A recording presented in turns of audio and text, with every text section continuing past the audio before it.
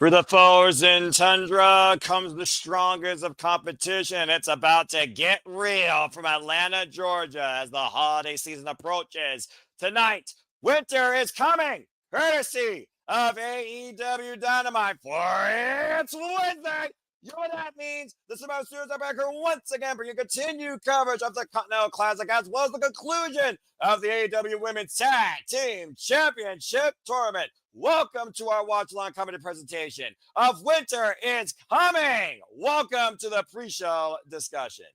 Hello, everybody. Welcome back once again to the Pappelallee Studios. You know what this is. You know who I am. I am the voice of the SRS, the simple man of the simple brand, forever grateful for all things professional wrestling, damn it. With me, as always, is Santa's helper number one. He is the living embodiment of Christmas spirit, the Renegade Wrestling JJ Woods. And thank you all for tuning in once again to the Pappelallee Studios for continued coverage of AEW Dynamite and the Continental Classic across Dynamite's collisions. Please like, subscribe, comment, and tell a friend. Again, you want to dictate the conversation, super chat, simple as that. Tonight we got a hell of a card for you. Gold League action continues as the Pro Star Kyle Fletcher takes on Speedball Mike Bailey one-on-one. Reigning and defending Continental Classic champion Katsuyori Okada will go now up against Jungle Jack Perry since Darby Allin unfortunately had to vacate his spot due to injury and not being medically cleared. Eddie Kingston will get his chance against Samoa Joe for the AEW World Championship. We got our tornado tag team action ahead with Swerve, Strickland, Hangman, and Page taking on the Ops, Powerhouse, Hobbs, and Katsuyori, Shibata. And we will crown queens of the ring for the first time ever for the AEW Women's Tag Team Championships as the Babes of Rap, Harley, Canva, and Nightingale take on the Timeless Love Bombs. Timeless Toys Limited Shirakawa to crown the inaugural champions. That and all that and so much more ahead as we bring you our coverage tonight of AEW Dynamite. Winter is coming. So first and foremost, JJ, thank you once again for joining us along the call. How are you this evening, my friend? Can you hear me okay? Yes, sir. I can hear you clearly. Okay, cool. I am doing well. I think you know why I'm here. Oh, what match really? I am here for. Mr. Indecisive. Damn right. Damn right. And you're going to have a field day with me for the next 2 hours and 45 minutes. Damn right. But you know what? I don't even care. I torment you enough. That's fair. You are a good sport about the torture. I have to be. Someone has to be. So I wouldn't say I'm looking forward to the torment, but I am here for one reason and one reason alone. So why don't we go ahead and talk more about how we got to this point, since that is the reason you're here. Because as advocates of women's professional wrestling, folks, and he literally has a favorite on both sides, in case you don't know, these four incredible athletes came together through this tournament to make their way to this finals in the first ever AEW Women's Tag Team Championship Tournament.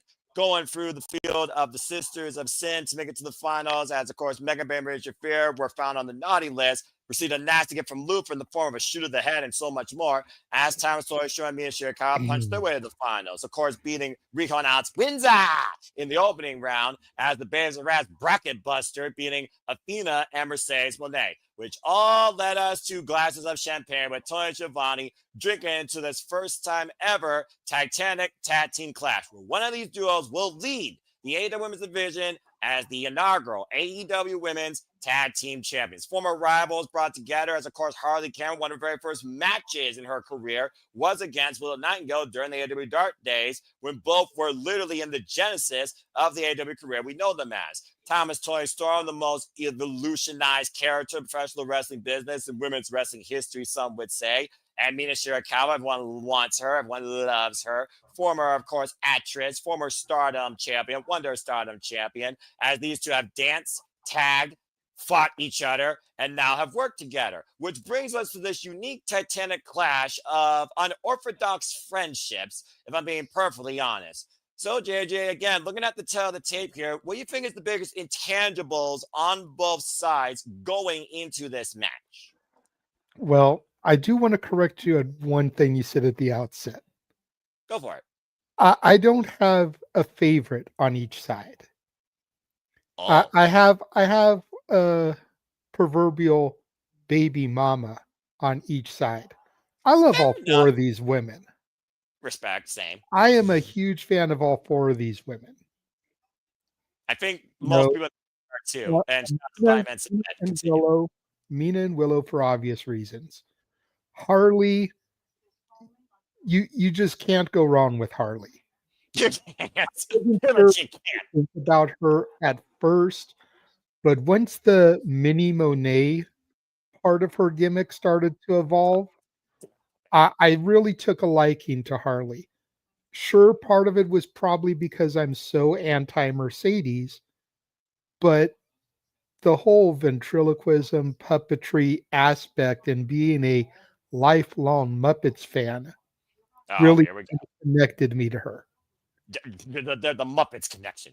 And then Timeless Tony Storm, I will open this up for anybody to come on a stream and debate me. The greatest character in AEW history. I second that. As an AEW Day One watcher, I second that. Continue. One of my biggest things about AEW has always been they don't have enough characters, they don't have enough storytelling. Toni Storm is the complete argument against my point. She's one of few exceptions to the rule. But you go back, you look at the Motley Crue rocker Toni Storm that we first got when she debuted, her evolution to the outcast, her evolution to timeless, Illustrious first. illustrious to timeless, to now this Carmen Sandiego-esque version of timeless that we've been seeing in recent months. Eleanor. Just this entire spectrum of character. The only person in AEW that even comes close is Jericho with all of his different characters. But Jericho is on his way out. I would say Tony so. appears to be here for the long haul. So I just had to correct you there because I love all four of these women. Respect. That's why this match is so fucking hard for me. But consider You how know, special it is. And there's a couple other teams that were in this too that would have made it hard. The Sisters of Sin. If it was them against either of these two, it would have been difficult. Yeah.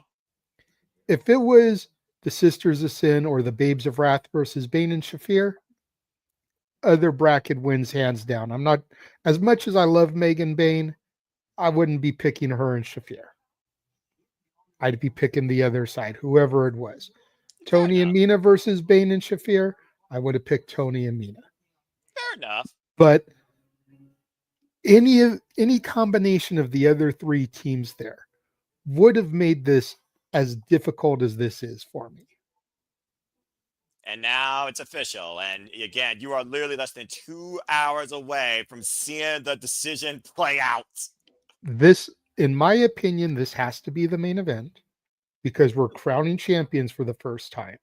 Right. And then going back to your point and the question that you initially asked me, I think the biggest intangible here is the experience of Toni and Mina.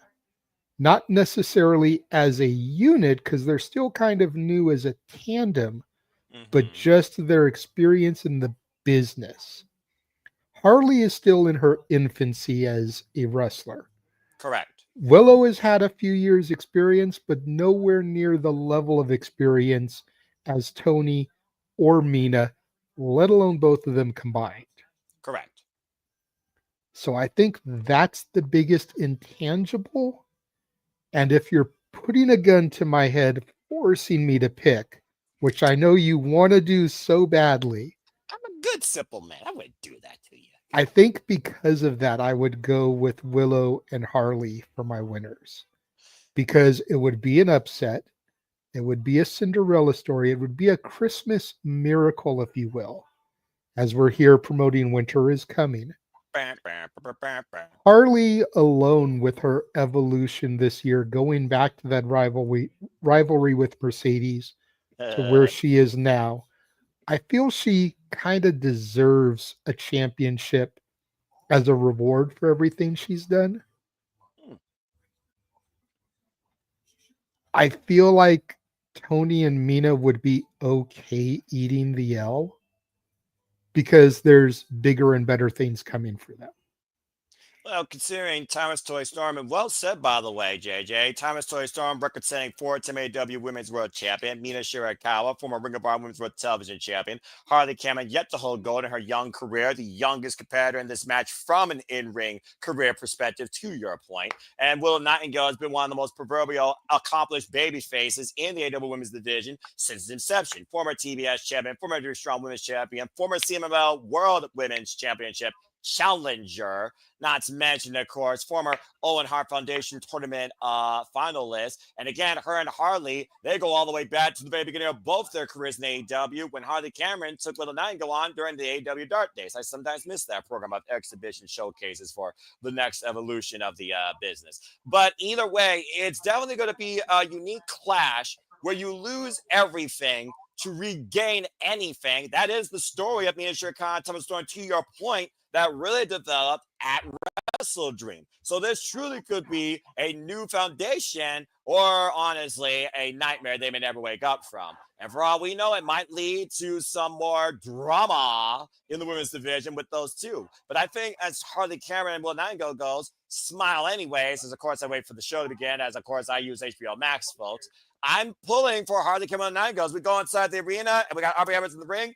Whether it's the main event, whether it's the opener, we are here tonight to witness history for the continued evolution of the AEW Women's Division as we bring you now officially in to Winter is Coming. Hello again, everybody. Noah Foster, Renegade Wrestling, JJ Williams. We have a stat card here tonight on a show that is sure to follow a lot of surprises as it has in the past. Again, the AEW Men's World Championship will be on the line. Samoa Joe defending against Eddie Kingston. Tornado Tag Team matches Swerve, Hangman Page versus Powerhouse Hobbs and Katsuyori Shibata, probably most lethal duel ever. Ahead of going across the pond to Manchester, we'll hear from TNT champion Mark Briscoe ahead of facing Darren Garcia. As the Continental Classic continues, People My Belly goes one-on-one for the first time against the Protostar, Kyle Fletcher. We'll see if Kyle Fletcher's streak is broken. And Jungle Jack Perry takes the spot on Darby on the Nice. He takes on reigning and defending Continental Classic champion, the Mecca, Kazuchika Okada. But JJ, ladies first, let's start with some history. And there's time now to crown the inaugural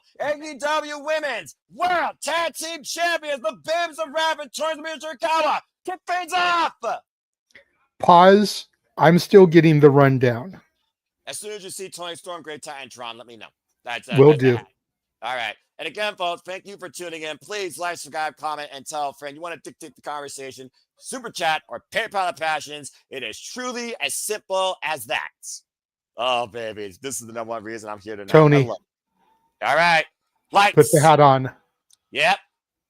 That being said, okay. JJ, lights, camera, action, championships. It is time for our tournament finals. Justin Roberts, take it away. Now, I do have a question for you regarding Jack Perry, but we can get to that after this match or when we have a commercial break. As always, fuck television.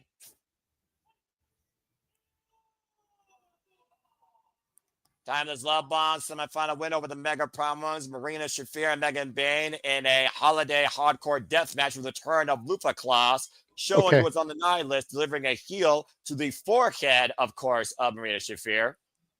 I don't know if it's on purpose or not. Knowing Toni and knowing RJ City, who's been heavily involved in this, it probably is. But this shit has given me Spy versus Spy vibes from the old Mad magazine. I mean, they got the gloves, they got the matching jackets, the yin and the yang to each other as you get ready to feel the wrath and the overwhelming power of positivity with Willow Nightingale and Harley Cameron, the Babes of Wrath, the other side of the bracket. Again, folks, this inaugural AEW Women's Tag Team Championship Tournament. It started with 8 teams. It went down to 4, and here are your final 2. Willow Nightingale and Harley Cameron, who punched their ticket, beating the Sisters of Sin. That really destroyed everybody's bracket. As Harley Cameron and Willow Nightingale are looking to make history tonight, and Harley Cameron is looking to win her first championship in her illustrious young rising wrestling career. And of course, they beat Athena and Mercedes Monet to make their way to the quarterfinals. Harley Cameron pinning the Ring of Honor Women's World Champion, the Forever Goddess. And of course, this wasn't originally the plan, as we thought we might get Chris Statler and Harley Cameron, as Chris Statler is solely focused on the AEW Women's World Championship, but did not let Harley hang and dry. As it seems the past of Willow and Chris, there may still be a little bit of animosity there, but it looks like they're all a little bit more coexistent. And there you see the inaugural AEW Women's Tag Team Championship graphic. Aubrey Edwards, our rep for this contest. All women's showcase. Freaking love it. Let's hear it for Aubrey. And the bell rings. And we're underway, JJ, for history. Oh, it's decided time to be a fan of AEW wrestling. Kana will tie up here with Mina Shirakawa and Harley Cameron. As we talked about before, JJ, you talk about the level of experience with all four of these athletes, as AEW Dynamite is the talk on the X. Use the hashtag AEW Dynamite, a winner is coming. As, of course, Winter is Coming has led to so many tremendous firsts and moments, including Sting's debut, Ricky Starks and MJF, and tonight we're crowning inaugurated the Women's Tag Team Champions. You know, it might be cold, but for some reason, Mina Shirakawa can heat up any room. I don't know what it is. That's like the understatement of the year. Accurate. To be fair, all of these women can heat up the room. That's fair. And Harley Cameron, of course, born out of Australia. Multiple disciplines, including ventriloquism, a college degree, but wanted to become a professional wrestler. Nice roll through there out of the corner. And oh my, what the I don't know what to call that. All right. I guess Mina wanted to take, I guess Harley wanted to take Mina to Motor City. There you go.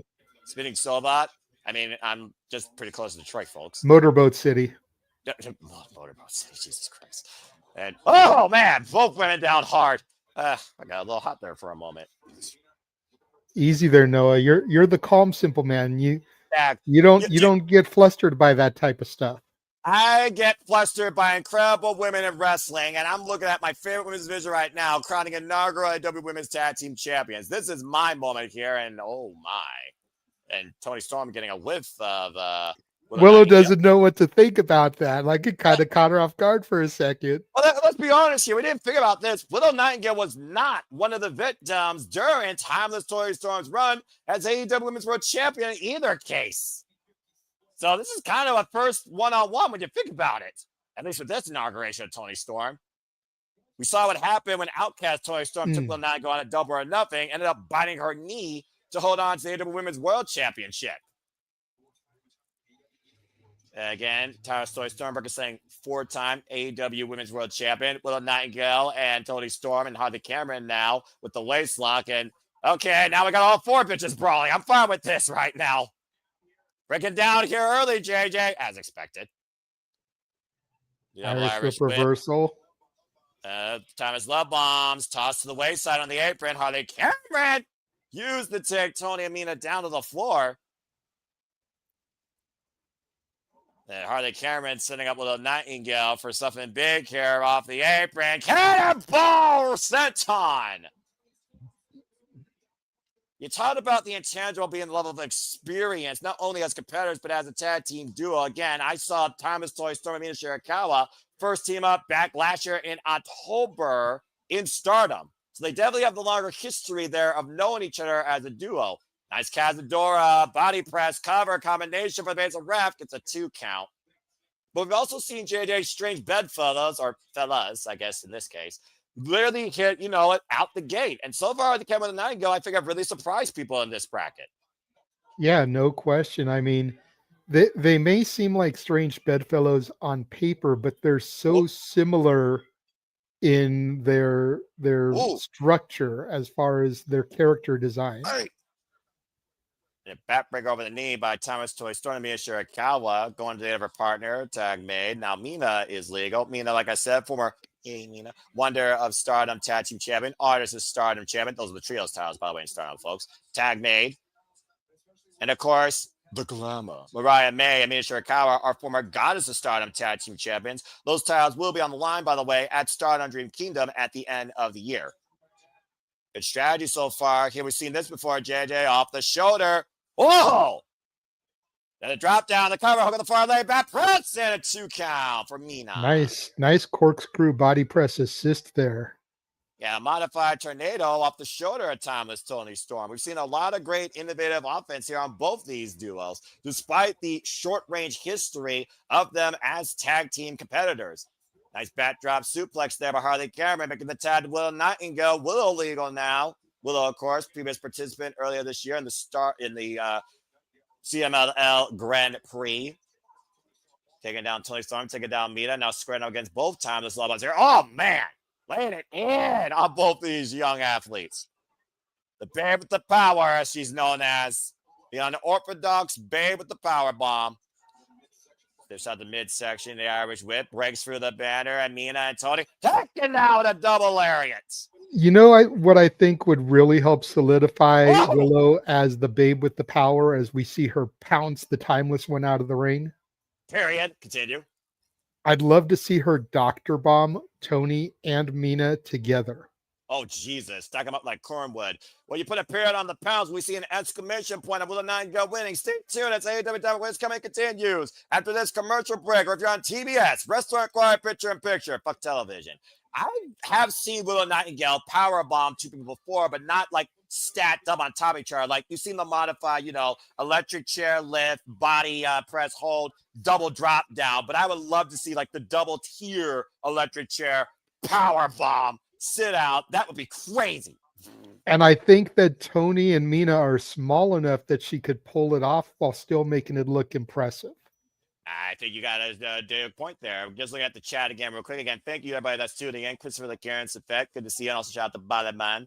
It's got Toni Storm and Shirakawa winning. Don't care which team wins because they're holding it for the Sisters of Sin. Well, we talk about, again, you set a precipice. You're the inaugural. There'll never be another first. You're the first. But to be the chasers turn into the chased, it's going to be one of those things you got to see which of these duos can handle that pressure based on this result. And I do think Sisters of Sin is a very strong first candidate to be the ones that have the champions in their crosshairs.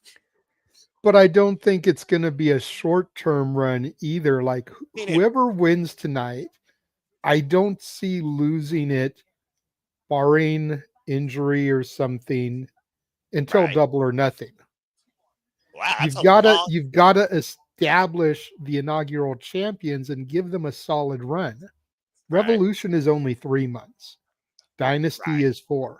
Double or Nothing is May, and that's really the first major pay-per-view of the calendar year.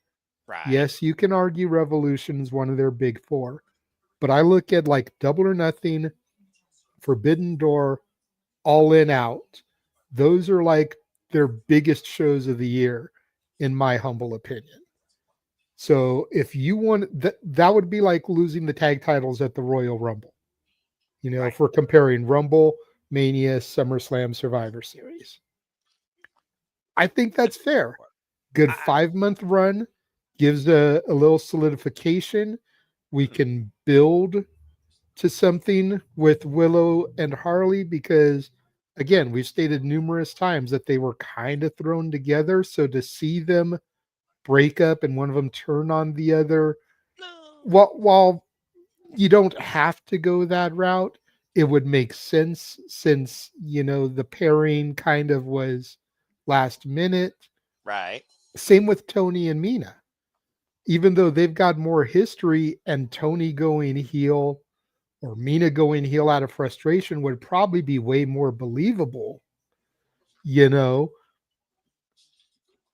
And then you build to Sisters of Sin. You let them, or whoever is going to be the next champion, you let them kind of get that momentum. You build up story. You give title opportunities and number one contenderships. And maybe they just keep getting it snatched away from them by someone else who's younger and hungrier and maybe wants it more until they can finally claw to that spot. You can make a story out of it so that when Sisters of Sin get it, if they are the next person, as Chris says, keyword if, then it really feels like they earned it and almost face turns them in the process.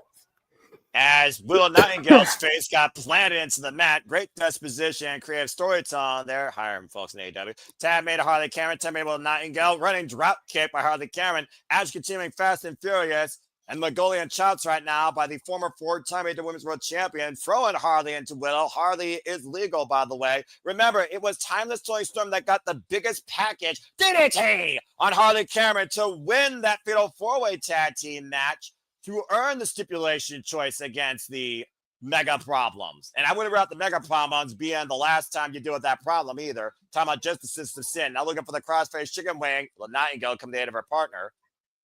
And tab made to Mina Shirakawa.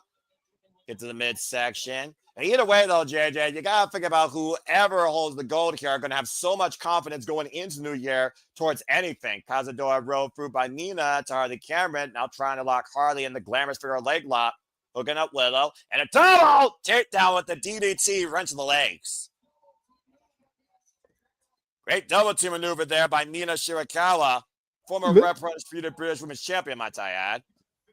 Noah, I know you try to contain yourself when it comes to the, for lack of a better term, the sex appeal of the women competitors. Yes. If Mina were to win, do you think she would do a Stacy Keibler-esque photo shoot when the damn Dudleys had the tag titles next to a Christmas tree? No doubt in my mind. And Timeless Toni Storm would literally be her Santa baby. And right now, Willow Nightingale and Harley Cameron and Toni Storm trying to help each other or hurt each other here, as Harley and Mina are still locked in place. By the way, for those that are wondering, Harley and Mina are still legal. Now Willow Nightingale tying up the legs of Timeless Toni Storm. I'm not sure what this is supposed to do here. I was saying, we got all 4 women tied up in the middle of the ring. And it's in a ring, folks, not what your mind might be thinking about. I don't know what you call a 4-way. I know a 3-way is a menage a trois, but that's a whole different conversation. No, a 3-way is just a threesome. Well, depending on where you are, it's quite more fancier than that. I'm just going to leave it at that. Thank you, Steve Harvey, Family Feud. And now Willow and Toni both getting shot by Harley and Mina. Oh, that's headbutt. Jesus. Oh, God. That's one way to give some head for the holidays. And Sling Blade take down all 4 of these incredible athletes down for now. And we must have a winner here, by the way. And again, folks, stay tuned when we continue the collision courses here at Winners Coming Collision this Saturday, 4:30 p.m. Eastern Standard Time, live coast to coast. We will be coming here at the Samoa Studios ahead of John Cena's last match, the Saturday's main event. You will have special guest commentary, by the way, during John Cena's last match. And that announcement will be made later in the week, if not tonight. And right now, we got opposite corners here. Again, I must stress, Harley, Cameron, and Shirakawa, they are the legal women here. Thomas Lovebomb's getting the better. Willow dropped on the apron. Now Timeless Toni Storm coming to the aid of her forever Lovebomb partner, Harley Cameron, in a world of trouble here.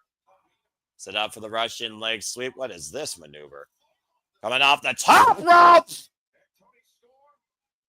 And Toni Storm hooking up Harley. Star 0! Uh-oh. And Mina with the cover. 2. It's not the final count of the set-top breakup. That old sequence right there, mere seconds away from crowning Timeless Love Bombs, the AEW Women's World Champions, JJ. Oh! Good Lord. Come on, Willow. And suplex to Toni Storm on the floor, neutralizing her for now. The 2 women that are legal are still in the ring. Harley Cameron and Shirakawa been in this match for a long duration, JJ. I think they're really trying to prove Harley's mettle here. It's like a final exam for her. Oh, you know what I mean? Elbow. Yeah. I'm not sure that rolling elbow, though, was an F or an A for her. Went for the buzzsaw kick, just grazed Harley Cameron's head. Follow-up roundhouse to the shoulder. Harley rocked. Spinning back fist! And Harley Cameron, earlier this year, suffered from a broken nose from the Mega Cyst. Let's not forget about that. Mina Shirakawa could definitely exploit that injury. But instead, might be looking to put her away with the glamorous Mina driver hoisting up Harley. Oh, wait a minute, Harley. It's a finishing move! It's a finishing move! Tab into Willow! I never thought I would call that. And now Willow with Dr. Bomb. 1, 2, 3. We got 2 champions! The Phantom Rap win!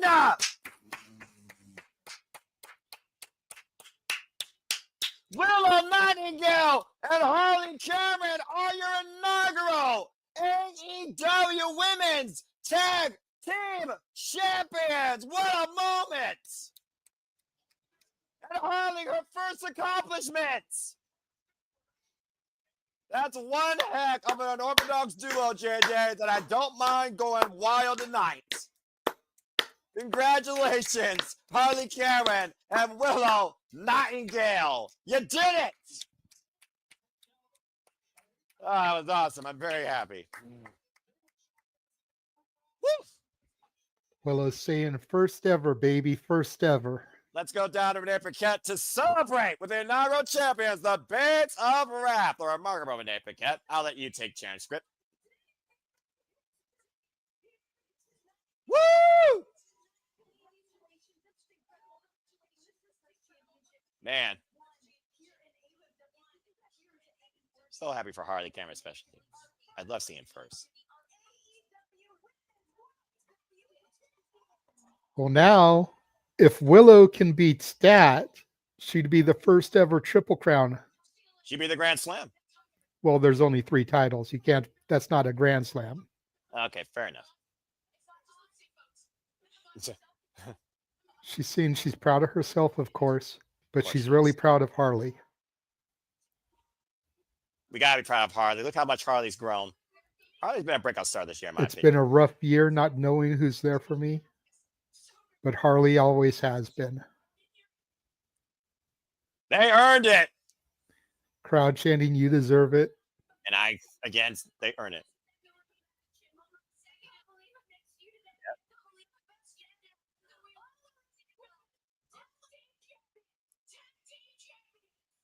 Yep. There you go. Celebrate.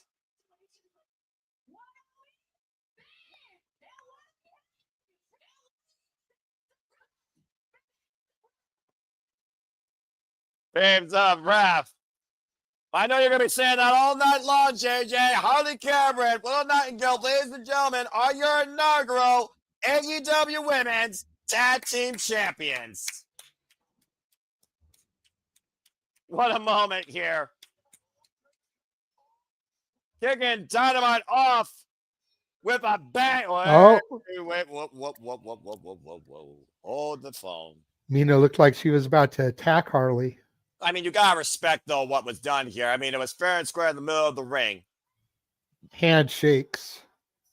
Get to give the people what they want. That's what it's about, damn it. Sportsmanship. I love it. Mina trying not to get emotional. JJ, control yourself, bruv. That's women's professional wrestling, damn it. That's a women's tag team division I'm so far very happy to see a strong genesis of as Mina and Toni leave the ring. Again, congratulations to Harley Cameron with a Nightingale, the AEW Women's Tag Team Champions. Babes of Wrath are going to make this whole division feel the wrath and happiness. Speaking of Wrath, still to come tonight, tornado tag action. Swerve and Hangman taking on Powerhouse Hobbs and Katsuyori Shibata of the Hobbs as Samoa Joe looks to defend the goal and show to Kingston how real he is and why Eddie Kingston will never be nothing more but a bomb as the AEW World Championship on the line. Let's hear from them as we prepare for the rest of the card, but also let's celebrate again. Willow and Harley did it! That is a hell of a foursome. I'm not going to lie, though, seriously. I'm just going to leave this up for now because this just makes me happy. Oh, man. See. JJ, you know as well as I do. When Joe speaks, you listen. Yep. The person whose footsteps you follow in, Eddie.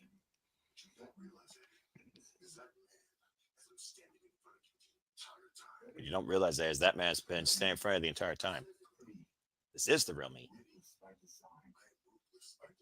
I am ruthless by design. I do not care about men like you.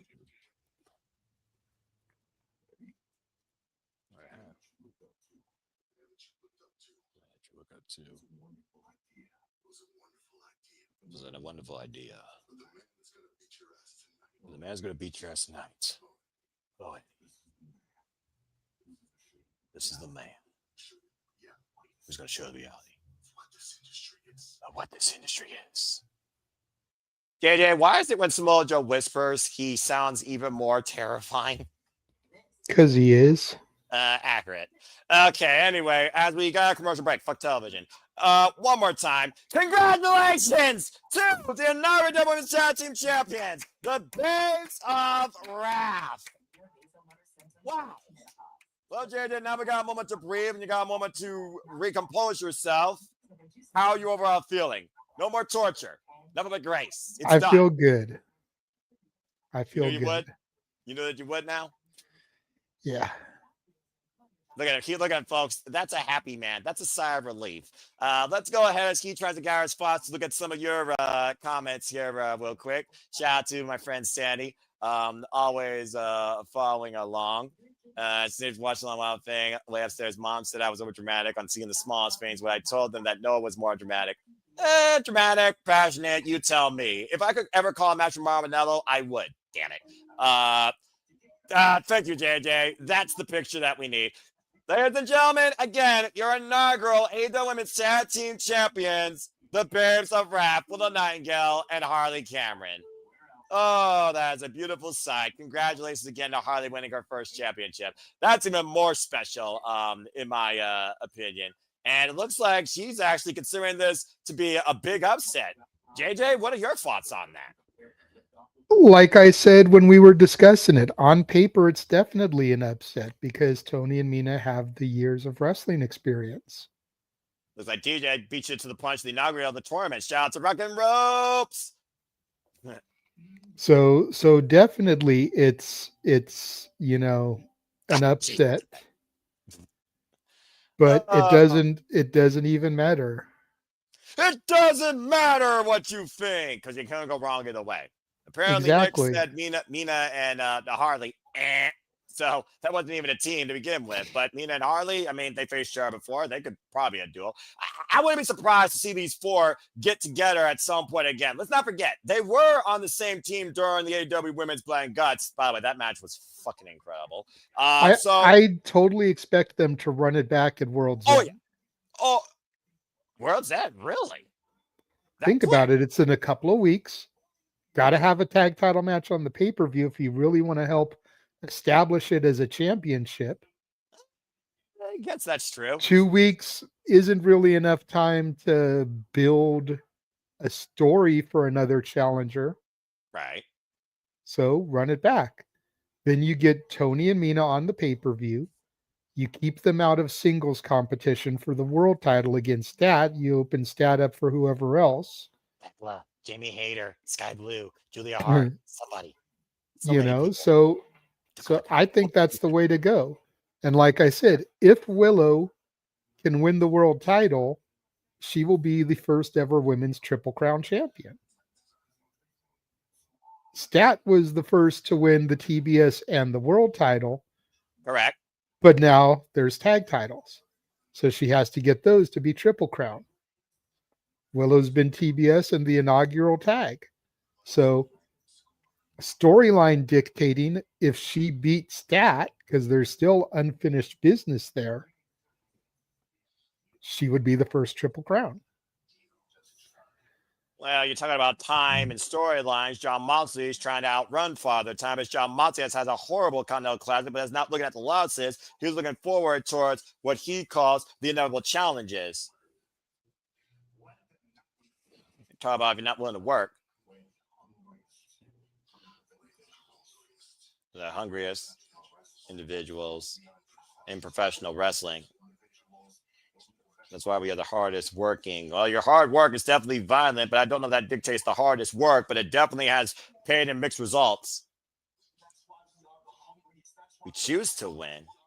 I understand having a different mentality for the business, but at the end of the day, this business, at least in AEW, in my opinion, much more about wins and losses. And Darren Garcia has a huge chance this Saturday to take the TNT Championship from Mark Briscoe. And both those men are hardworking and violent, although one's far more technical than the other. So I don't know. That match has me split both ways. That being said, time to talk about more of the Continental Classic as we go into the Gold League. Tarzan Boy 9 copyright. Time for Rainmaker!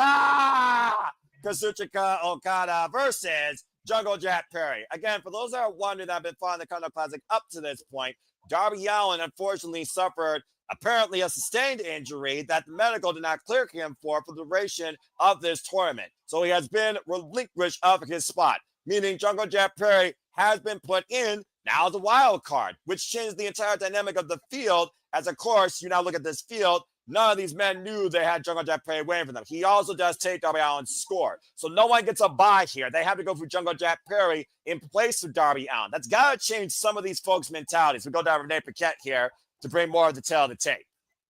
See, that was going to be my question is, does Jack get Darby's points or does Jack have to rematch against whoever Darby fought to see if he gets points or not? But you just clarified that. So, yep. And as because that was going to be my question, because Jack Perry, I don't think it's fair that he inherits Darby's points when he didn't fight Kevin Knight. Well, if you choose Jack and Kevin Knight might be a different result than Kevin Knight and Darby was. To be fair, JJ, that match still could happen if we have a unique tiebreaker scenario. But if anyone needs to win right now against anybody, it's the reigning and defending, arguably best tournament wrestler of the modern era, Rainmaker and Continental Champion, AEW Unified Champion, Kazuchika Okada, who, if he wins this round robin tournament, he will surpass Mr. August, Masahiro Chono, for 6 round robin tournament wins, not to mention make history winning 2 consecutive Continental Classics. Of course, Okada, to many people probably were surprised, started off, as you can see, with a loss against the Proto Star Kyle Fletcher, a man that already has a win on him from last year's Continental Classic tournament. Getting his first 3 points against the Bastard Pac. And of course, Kazuchika Okada, Jack Perry, they were once on the same side, known as the Elite, wanting to change the world and take Tony Khan out. Boy, how time changes after a year. And again, for those that are wondering about these matches, they are pure one-on-one contests. There is a 20-minute time limit, 3 points for a win, 1 point for a draw. Everyone is banned from ringside. If anyone gets involved, they are fired from AEW, as you see Don Callis on commentary, rooting on his proverbial golden goose, I'm being perfectly honest here, JJ. Or is he? Or is he the golden goose anymore with Kyle Fletcher, with Konosuke Takeshita? The jury is out. That's a fair point as well. Jack Perry coming in hard and heavy, taking it to the Rainmaker in the early going. Well, I mean, when you get a low blow, you're going to try and get payback. Let's not forget, he got low blown instead of his dinosaur by Okada last week on Dynamite. Aubrey refereeing this match again. Back-to-back work for Aubrey Edwards. One of the hardest working individuals in and out of the ring, lover of small creatures. Nice takeaway to here is by Jungle Jack Perry, and Jack Perry with the top bag suits here on the outside. Jack coming out of the gates hot here, to your point, Jungle Jack Perry, not Jungle Boy Jack Perry, folks, Jungle Jack Perry, a hybrid of what he once was, the worst and the best. Nice Irish whip there. First ever one-on-one encounter, by the way, with Kazuchika Okada and Jungle Jack Perry. Jack Perry, former TNT champion, former AEW World Tag Team champion, the Irish Whip, former FTW champion by Okada. Of course, Okada, one of the strongest mental games in the business, working smarter, not harder. Dang! Oh, man! Huge drop kick, though, and Jack Perry might have extended his ankle there, JJ. Could have. We talked about before how easy it is to tweak your leg when it comes to those type of high-risk moves based on the landing or execution. You get ill for an injury during this Roman tournament cover, but Jack Perry gets a 2 count. Jack Perry has 4 tournament matches left, by the way. Kazuchika Okada, after this, will only have 2 tournament matches left. And Konosuke Takeshita already has surpassed him as a block leader in the Blue League, JJ. To your point earlier about who truly is Don Callis' crown jewel. Man, December is always an incredible month for AEW with the Continental Classic, and the chorus culminates at World's End. Night flying elbow into the cover, hooking a far leg, and a 2 count. Kazuchika Okada, of course, who beat Ricochet and Will Ospreay on his way to the finals last year, winning the Continental Classic at World's End. With his only loss being to Kyle Fletcher and its only draw to Daniel Garcia. So far, there have been no draws in this year's Continental Classic tournament. Jeff Perry trying to take the eye out. Meanwhile, drop kick. Oh, man. To the floor. Good Lord.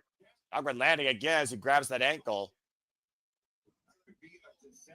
Shuja Okada with a treasure cat smile. And imagine Jeff Perry getting injured here and getting taken out immediately following this. What do you do then? Another alternate, but who? I guess that's a question for higher ups. Again, look at this drop kick and watch Jeff Perry's landing. Yeesh. Yeah, I'd maybe throw in one of the people you just mentioned and throw Ricochet in here. Well, I mean, he's busy with the AEW National Championship, coming off 2 defenses, one in Ring of Honor, one the second day, of course, at Collision. Same back-to-back residents, of course, at GalaxyCon, Columbus, Ohio. A shout out to my fellow Ohio All Elite fan base. Hard Irish whip over the barricade into the All Elite fleet. Goes Jack Perry. And countouts do matter here. 10 count on the outside of the ring. Okada seems very comfortable right now in where he is currently during this match. He's coming into the start of this tournament with a goose egg, recovering after his win against the Bastard Pack. Now 2-0 against him since that AEW Dynasty match last year. Now Hook in, Jack Perry. DDT! Draping DDT from the barricade. Perry's in a world of trouble as Okada looks to pass the Pro Star in the entire field. Will he make Jeff Perry his bitch? Stay tuned after this commercial break. Fuck television. And of course, in the Blue League, as I said earlier, this past Saturday on Collision, Kenoza de Kashka went up to 6. While Clark Noli lost to Mascara Dorada and stayed at the 6. Could have took the lead, actually. And of course, John Moxley lost Konosuke for the first time, stays at 3. Roderick Strong is still 0 after Orange Cassidy beat him, as Orange Cassidy also earned his first 3. So it's still a dead heat across both blocks. Again, folks, the top person with the gold faced the rub with the blue. The top person with the blue faced the rub with the gold. Both those matches will take place at World's End and will culminate the same night with our finals, crowning this year's Continental Classic champion. And of course, we'll be covering that here at the Simple Live Studio, December 27th. That and so much more with GCW, WWE, and so much to come here out and out of that, including Holiday Festival shenanigans, led by Ranking Wrestling JJ Woods. Again, folks, we are your one-stop spot for all the coverage across all things wrestling. Shout out to W fam, this is your first time tuning in as we cover the biggest shows, specials, pay-per-views, PLEs for WWE, NXT, AEW, ROH, TNA, and other promotions including not limited to HLG and GCW and JCW. Of course, JJ recently went to a GCW show. There's a lot on the tablet here in December besides the Continental Classic that we are covering in full, so please stay tuned. See. Comments real quick. See. Dun, dun, dun, dun. And again, I mean, do I need to say anything? JJ, you can talk just simply about what this means and what we're doing following his last match at Saturday's main event against the Lean General Goofer. I mean, the thumbnail speaks for itself, folks. Yeah, I mean, this week's shenanigans is going to be straight up a Cena tribute. You know, we're going to be talking about favorite matches. We'll even dive into some of Cena's movies for those, unlike Noah, that have actually watched him. When I was once a wee lad. Once a wee lad, but yeah, you did. I did watch one movie. Only one movie with him in it. It was the original Marine. Never watched anything else after that. So I did see one thing. Me and my mom watched that. Continue, though. But, you know, movies, moments, promos, matches, the whole 9. Always got to give me with the movies things. Always got to give me with the movies. Of course I do. Of course I do. And then the week after. Oh, bloody hell. What the hell? What sort of thumbnail is this? JJ! Well, anyway, while JJ right now is putting everything he wants underneath the proverbial Christmas tree, Kazuchika Okada is looking to put his foot through the face of Jungle Jack Perry as we can return back here. I tried to pick a woman to represent each of us, okay? Under pressure. You've got Trish for Jeff. Of course. You've got Tiffany Nieves for Walter. Of course. Natalia Markova for James. Of course. Mina for you. And I took Stephanie Vakir. I wanted Willow, but the one I found of Willow, part of her body was getting erased when I tried to turn it into PNG. So it wasn't looking right. So I found that one of Stephanie Vakir and I rolled with it. All right, well, fair enough, and I can respect that. And And right then you now, got to Okada, have Santa Claus in the background overlooking everything. of course, it had to be McFoley because he's the embodiment of the Christmas spirit, as the spirit of Jack Perry's wavering right now. They, of course, in the standings, folks, by the way, for the Gold League and the Continental Classic. And the Blue League, of course, leaders right now. Oh, God! What a lariat! Cano's going to catch Ken Klaus nearly tied at the top of the block at 6, while John Moxley, Mascara Dorada, and Freshly Squeezed Orange Cassidy are all at 3. Roderick Strong is the only one in the Blue League with a goose egg after 2 matches. And Jack Perry might remain there if he doesn't overcome the Rainmaker. And right now, you hear Aubrey Everett starting her standing 10 count as Don Callis. Again, F Don Callis. You all know the chant, folks. Back elbow strike. Elbow shiver. Follow up knife fist chop. Great offensive fury here by Jack Perry, trying to mount a comeback here. Out of the corner. Oh, wow. Up and over. Mikado Okada down the German. Tremendous recovery there by Jungle Jack Perry. Jack Perry looking for his jungle roar right now. And Okada slow to stir. Take a look at the replay here, JJ. Almost lost his footing there. Sidestepping Okada, sort of. And then clutching him with a deadlift German. Cover! Kick at it, too. Very good adaptation here by Jungle Jack Perry. Of course, you need that dab when you're facing Katsuyori Okada, especially when he's fueled by freaking miscellaneous shenanigans, courtesy of Don Callis. Big boot by the Rainmaker, putting every young kid in its place since freaking Kato Kiyomiya and New Japan Pro Wrestling and Pro Wrestling Noah. Backbreaker over the leg.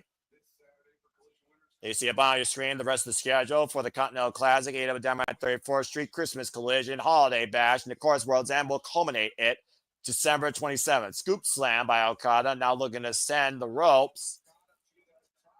And Okada might be looking for that elbow drop to the heart. And cameraman, get ready for my one shot from Atlanta, Georgia. Fuck you. Shaking bastard. Freaking Okada. Beach. Okada pulling up Jack Perry, wrist control.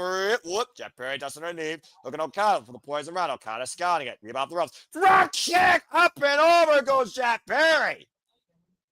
The forward force of Okada's drop kick. And now the rip. Jack Perry scouting again. Catch him with a super kick. Now hooking Okada. The poison Rana. Reverse Hurricane Rana by Jungle Jack Perry. Looking to send Okada's hopes of winning to extinction. Running knee strike connections to have the cover too. No! So close. So damn close. Wow.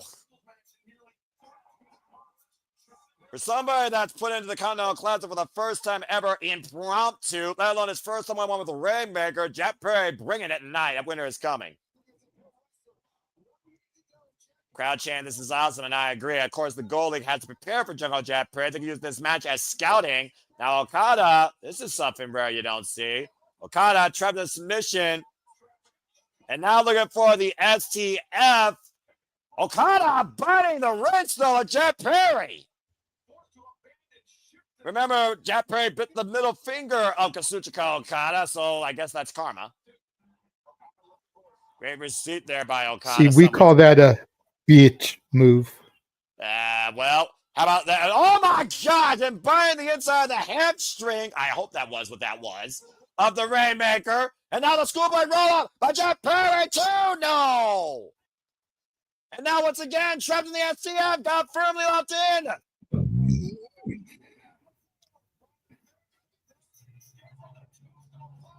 Brian very unorthodoxly surprised there by the unorthodox nature of Jack Perry. Will Katsuyori Okada tapper force his way to the rope break. Okada on the verge of tapping. I haven't seen Okada tap since he tapped to one-arm Bryan Danielson, of course, at the Forbidden Door. And you see right now, Okada just trying to find some sort of reprieve on the outside or maybe cause disqualification. Again, Jack Perry knows he can't use that. Cannot go back to his dark ways of his past or he will risk losing this match. Disqualification does count. Yeah, seeing if Okada had tapped, then a strong argument could be made that Perry should get a redo in that Kevin Knight match with Darby having been eliminated. Oh!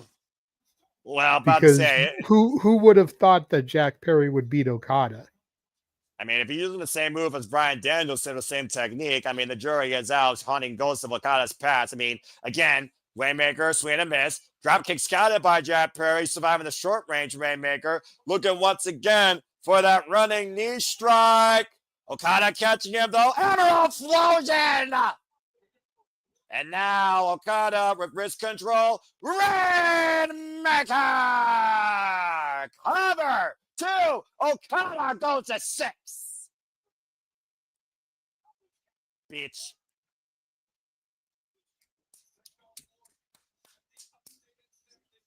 Kazuchika Okada fought hard for that one and may have had to rearrange a little bit below the belt to get there. Let's take a look at the updated leaderboard there. There you see it, folks. Okada's up to 6 after 3 of his 5 matches. And Jack Perry is so far 0-2 with 3 matches to go as you see the prize at hand to win the Continental Championship.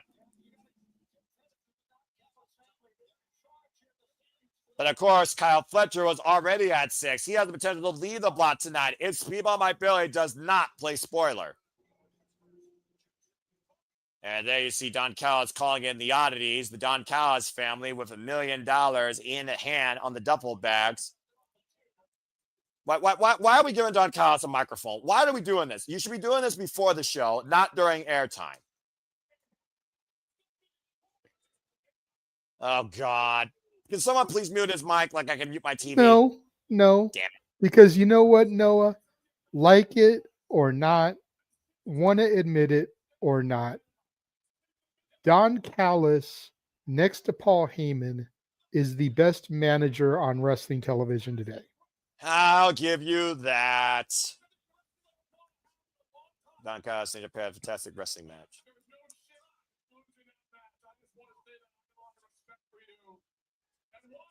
Is he going to try to get Jack Perry to join the Don Callis family? That'd be ridiculous. Get the Bucks. I mean, I'll try to. Performance tonight. Maybe I try to get that money around town. JJ, I hate you, Nostradamus. Don't you do it. Don't you freaking do it. And shout out to the Yoga Sports Entertainment Show. Thank you so much for tuning in. Happy Wednesday. Happy winter break. Happy winter is coming. Lack focus and lack direction.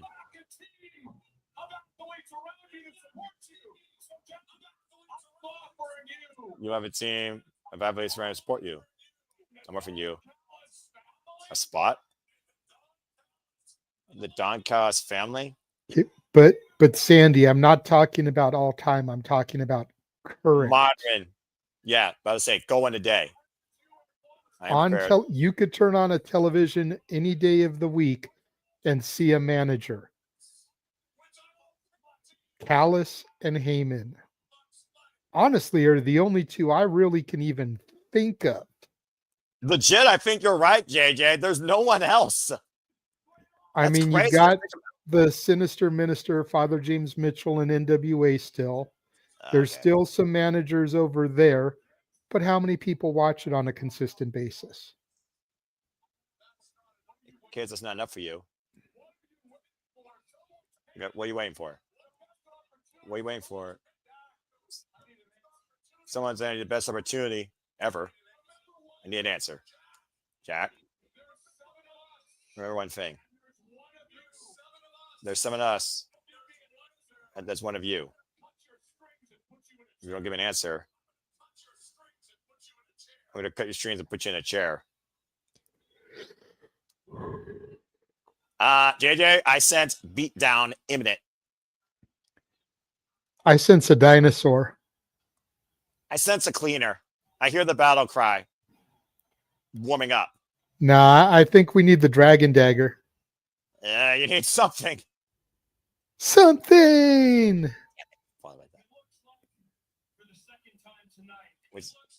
It looks like for the second time tonight. I might bite off a little more than two. Oh, Jack Perry! What the hell are you thinking? He buried Mark Davis, but it's still 6-on-1. And Don Callis right now trying to get out of the harm's way. Oh, boy. Tarzan boys playing. Here comes the boys dinosaur. That's fair. It's still the numbers game, though, JJ. Look at that. Okay, right now where's the elite? I don't know. Wait a minute. Who's right that? There. Oh, man, the Jets with chairs. Oh, man. The reinforcements arriving. Man, the Jackson with equalizers coming to the air. Can't believe I'm saying that. Jungle Jack Perry and Luchasaurus now got Hechicero and Claude Guzzo. Double choke slam by Luchasaurus. And Okada, well. Don't this look different? BTE trigger. Payback is a bitch. BTE trigger for Okada and Don Callis with the money in. Don Callis, you can't pay your way out of this. Finding himself between a rock and a hard place. This is the moment that Don Callis officially fucked up. Trying to pay off the Young Bucks, and Kanosuke took the Super Kick Party bullet. Wow. And Luchasaurus strong slam to the right-hand man, Rocky Romero. And look at the rest of the Don Callis family scurrying away like the rats they are. What does that tell you, JJ? Kanosuke and the Catch got protecting Don Callis. Either way, it looks feels like weird. It feels weird to see Jack Perry back with the Young Bucks, right? And they're all baby faces. Well, and we go backstage to the conglomeration with the brand new AEW Women's Tag Team Champions. What a happy day for this unique family. Except for Roddy. Roddy refuses to conglomerate. Well, he says he's not part of the conglomeration, but Orange Cassidy also beat him this past Saturday. Oh, look at that. It's a celebration backstage. Mascara Dorada, timeless love bombs. It's going to be a great night for the Safed wishes this was 2002, 2003, and we'd get some HLA out of that.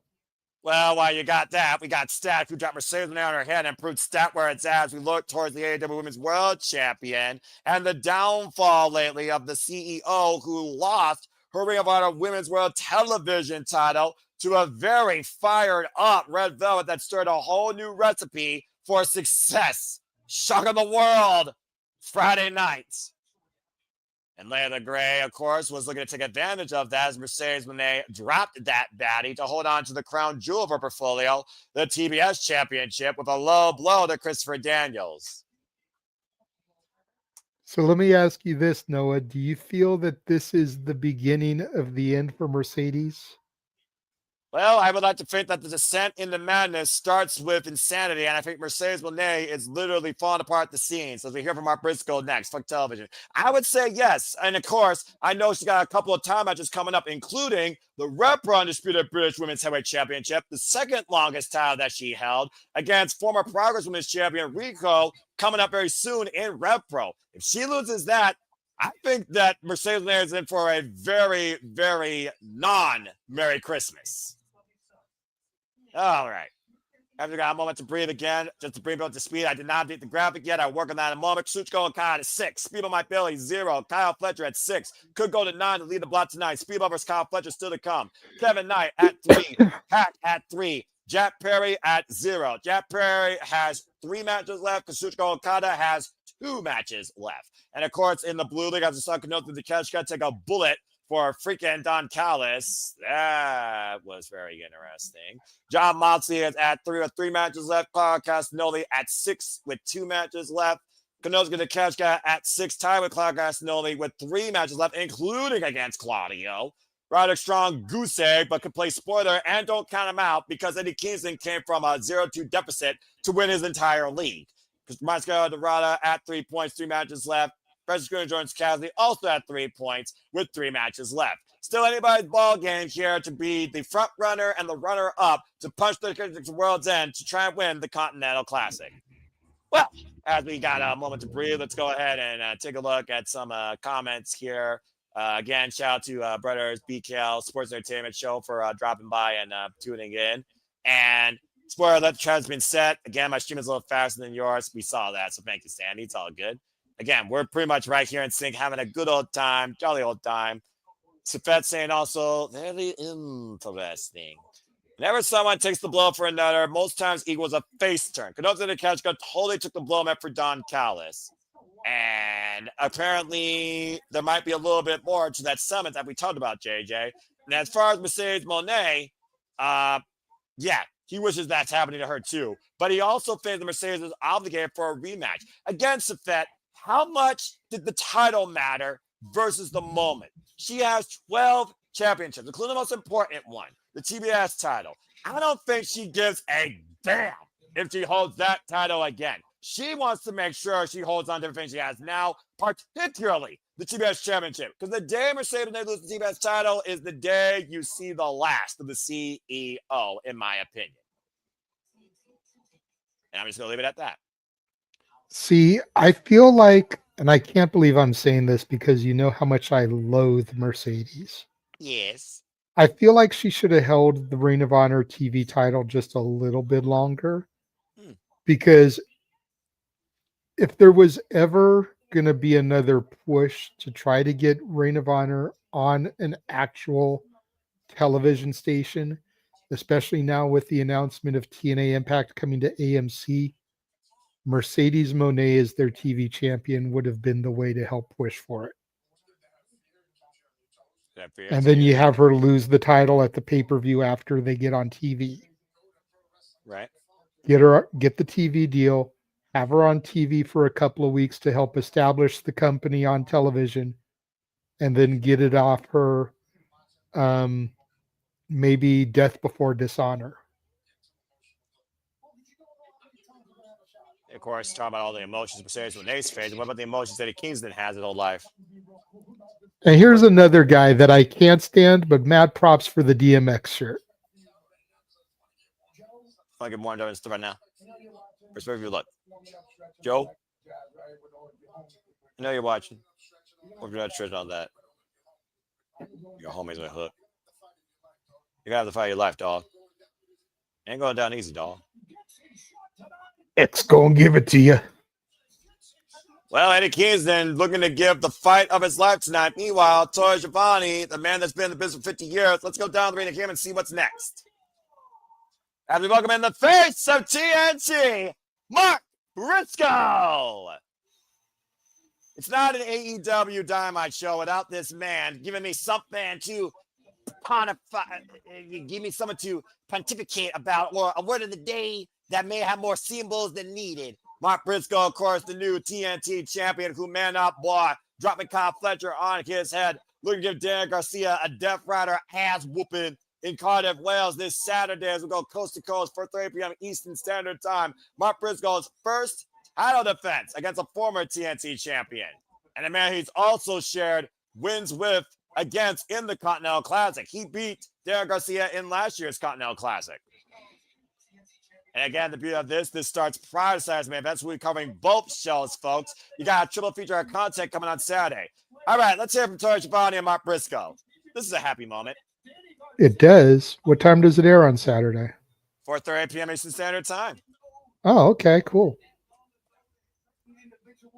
Toy Schiavone, you know. I was unaware of that, so I had set it up for Sunday at 3 Eastern, noon Pacific. Oh, okay. Because I didn't know. I knew it was in Wales, but I figured it was going to air at its normal time. I didn't know they were going to air it earlier, so I'll make the edit so that it can actually go live at the normal time. There you go, just for proof, JJ. Okay, I do have the graphics. I didn't even pay any attention. Nice. All right, let's listen to Mark Briscoe. I will let you pontificate with Mark Briscoe, and I'm going to go grab myself another tasty beverage. Okay. Got this little shining bear on my shoulder. Now, the doubters, let's do out there. But respectfully, very clear, concise message. And that is, that y'all can kiss my big white ass. I freaking love Mark Briscoe. Fuck the doubters. Now.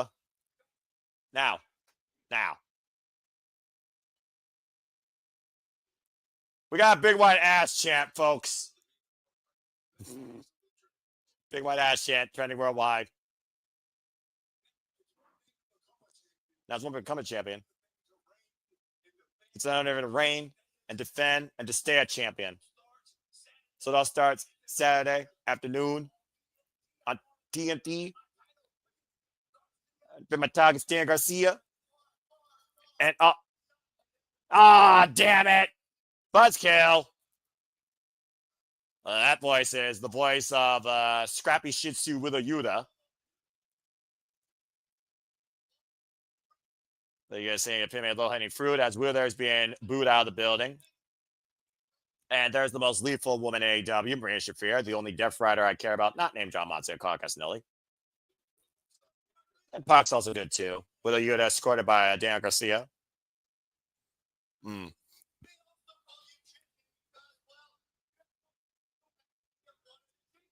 Yuta saying that Mark presents the milk compared to one of the chickens he farms.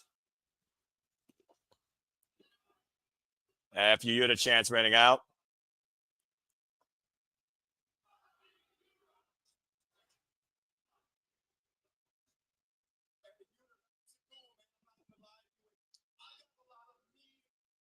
Okay, let me. Hurtful thing says I could probably say about Mark too. Now Daniel Garcia with the mic.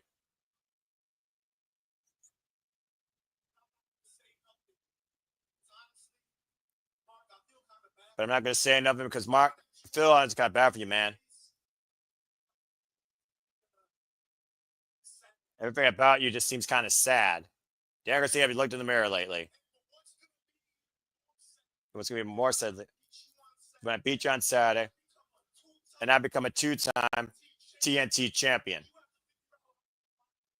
You have for your family, from your own bank.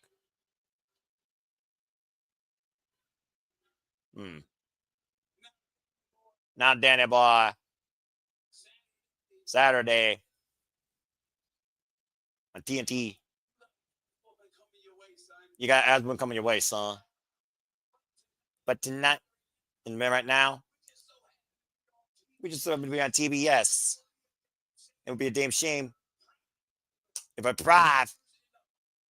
If you're fine folks, Alad Jr., ass whooping, right here, right for the beacon. You feeling brave, son?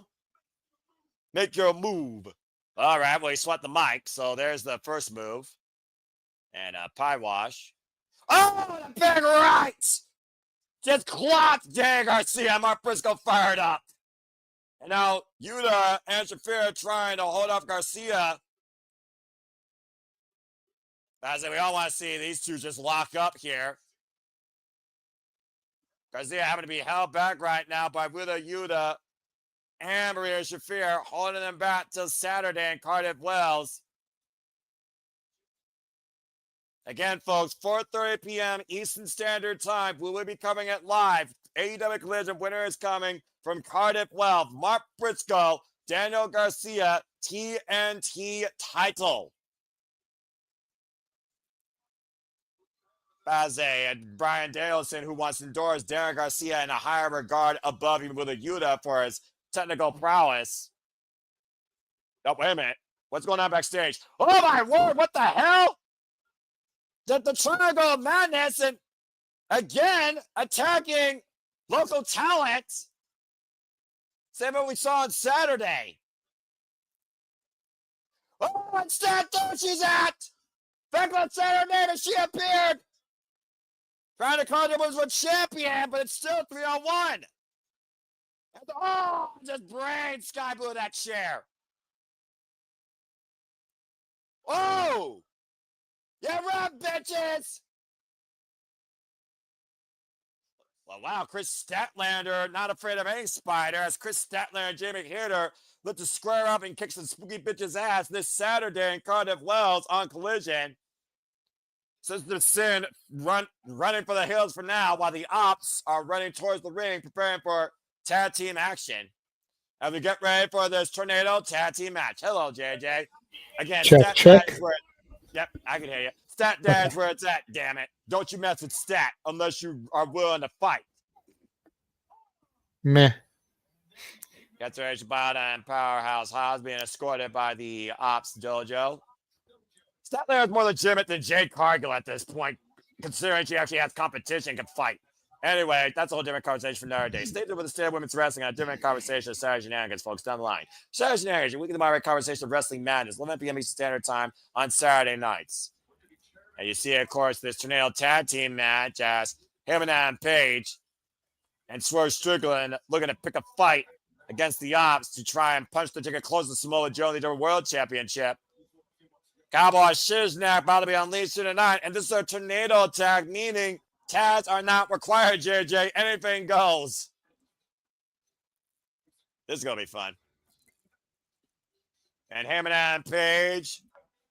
With the steel chain. Oh, boy. And he's not coming out for the entrance either. He's coming out for the fans. Swerve House! Shout out to Wu-Tang Clan, by the way, who collaborated on Swerve's theme.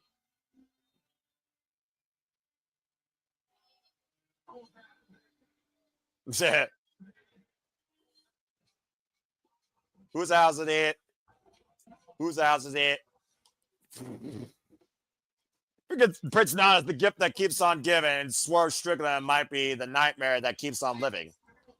Swerve Strickland also with a chain in hand. Again, Swerve Strickland, Hangman, and Page, they literally have been chained by circumstance. 2 years of lethal combat, putting that behind them at All In a sit-down where Swerve came to Hangman's aid during the Texas Death Match to liberate the AEW Men's World Championship. And Shibata and Hobbs are sending the Ops Dojo into the audience to try and fend off Hangman and Swerve. Yeah, like that's actually going to work. Oh, gosh! And again, the champion's around Heyman's fist and also Swerve with a staple gun. You're going to need an actual militia to hold out Swerve, Heyman, and Page. And the Ops Dojo right now, the latest victims of Swerve and Heyman's newfound vendetta against Samoa Joe in the Men's World Championship. Swerve being Joe's undoing, creating his own dynasty. Heyman and Swerve right now, oh boy. And Shibata, I don't know if Shibata knows how to mess with a staple gun. Right now, Swerve Shibata up in the stands here. And apparently that Ops person on the wrong end of a staple gun here. And that one getting a staple to the forehead. Nice block position, though, there. And Hobbs, of course, sent by in the hospital. Nice split cam view here. Against Heyman in a Falls Count Anywhere match, as this fire has been taken to the people. About I guess, did the bell even ring? I don't know if the bell rang. Well, I guess technically I don't see no referee, so the match has not officially begun, by the way, folks. I just want to clarify. As they're fighting in the concourse. Well, hey, man, I mean, hey, he's right there where he needs to drink, so there you go. And Swerve and Heyman went, chill! Well, there goes the Christmas tree. Not the gift Hobbs was looking for this holiday season, I don't think. Oh, low blow! Right in the Hangman's. And this match again has not officially begun as Swerve and Shibata are fighting in the concourse. The House just broke a tree in half. That's naughty. Paul Turner trying to get these men in the ring. Good luck with that. And I think that's that merch stand. And now Heyman's got Hobbs up. Deathmatch right after a table. I'll say anyone will pay that man a beer. Who said you can't drink while on the job?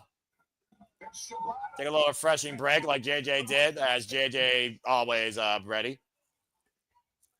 Meanwhile, Shibata and Swerve are battling in front of the merchandise stand. That audience got a hell of a seat watching this combat. I love how immersive AEW is.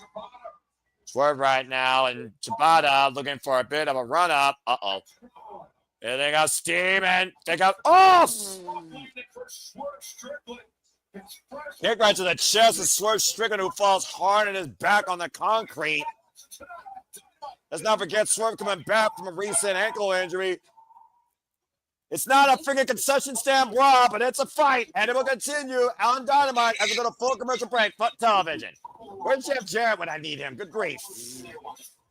Oh, well, that was a fun little way to get to a commercial break. I mean, again, we're looking at towards Swerve Strickland going after Samoa Joe again, being his undoing. Hangman Page, previous AEW Men's World Champion, lost to Samoa Joe inside steel cage, thanks to that orchestrated plan by Hook and the Ops. Why, of course, Samoa Joe prepares for the main event tonight of Dynamite, I imagine, defending the AEW Men's World Championship against Eddie Kingston. Again, folks, as JD and I were talking about earlier, we will be back this Saturday covering AEW Collision live ahead of Saturday night's main event with John Cena's final match. Already on the card, Mark Briscoe will defend the title against Daniel Garcia, TNT Championship, and Chris Statlander, who put those spooky bitches and Fekla in their place, let them running hide with their tail between their legs. Jamie Hare and Chris Statlander team up against the Sisters of Sins. That and so much more this coming Saturday on Collision. As we got a commercial break, Fuck television.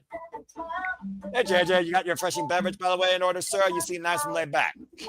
Yes, I did. I got me my Faygo cotton candy here.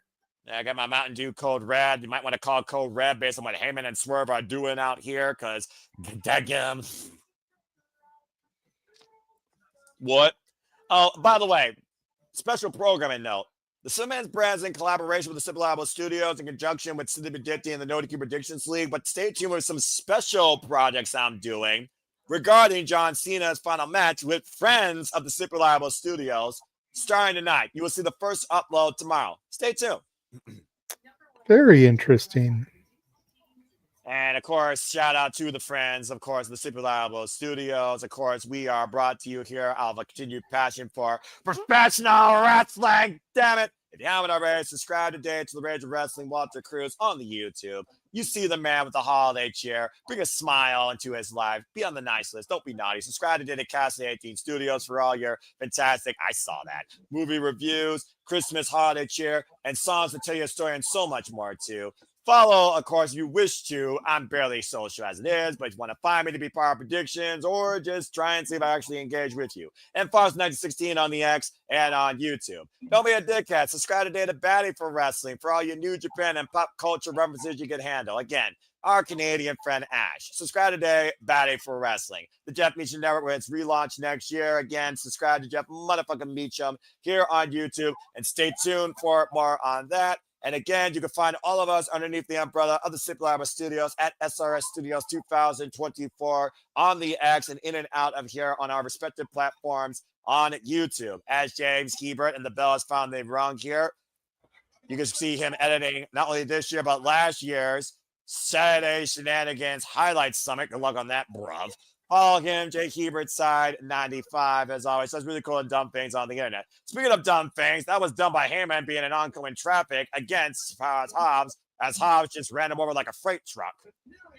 I'm feeling very mighty. Speaking of mighty, subscribe today to Raiders of Wrestling. Man, it's wrestling time. Shout out to Attila. She'll be on my next simple session here very soon in the near future. I'm Mighty Morphin Pink Power Ranger here at the Super Reliable Studios. You saw him earlier, give his prediction that came to fruition for the AEW Women's Tag Championship Tournament. Follow him, causing chaos in and out of the X on Spaces at Rock and Ropes. Follow DJ and, of course, his friend and Hannibal and so much more today at Rock and Ropes. As we return back to action on AEW Dynamite tonight. And shout out to the Wrestling Collective.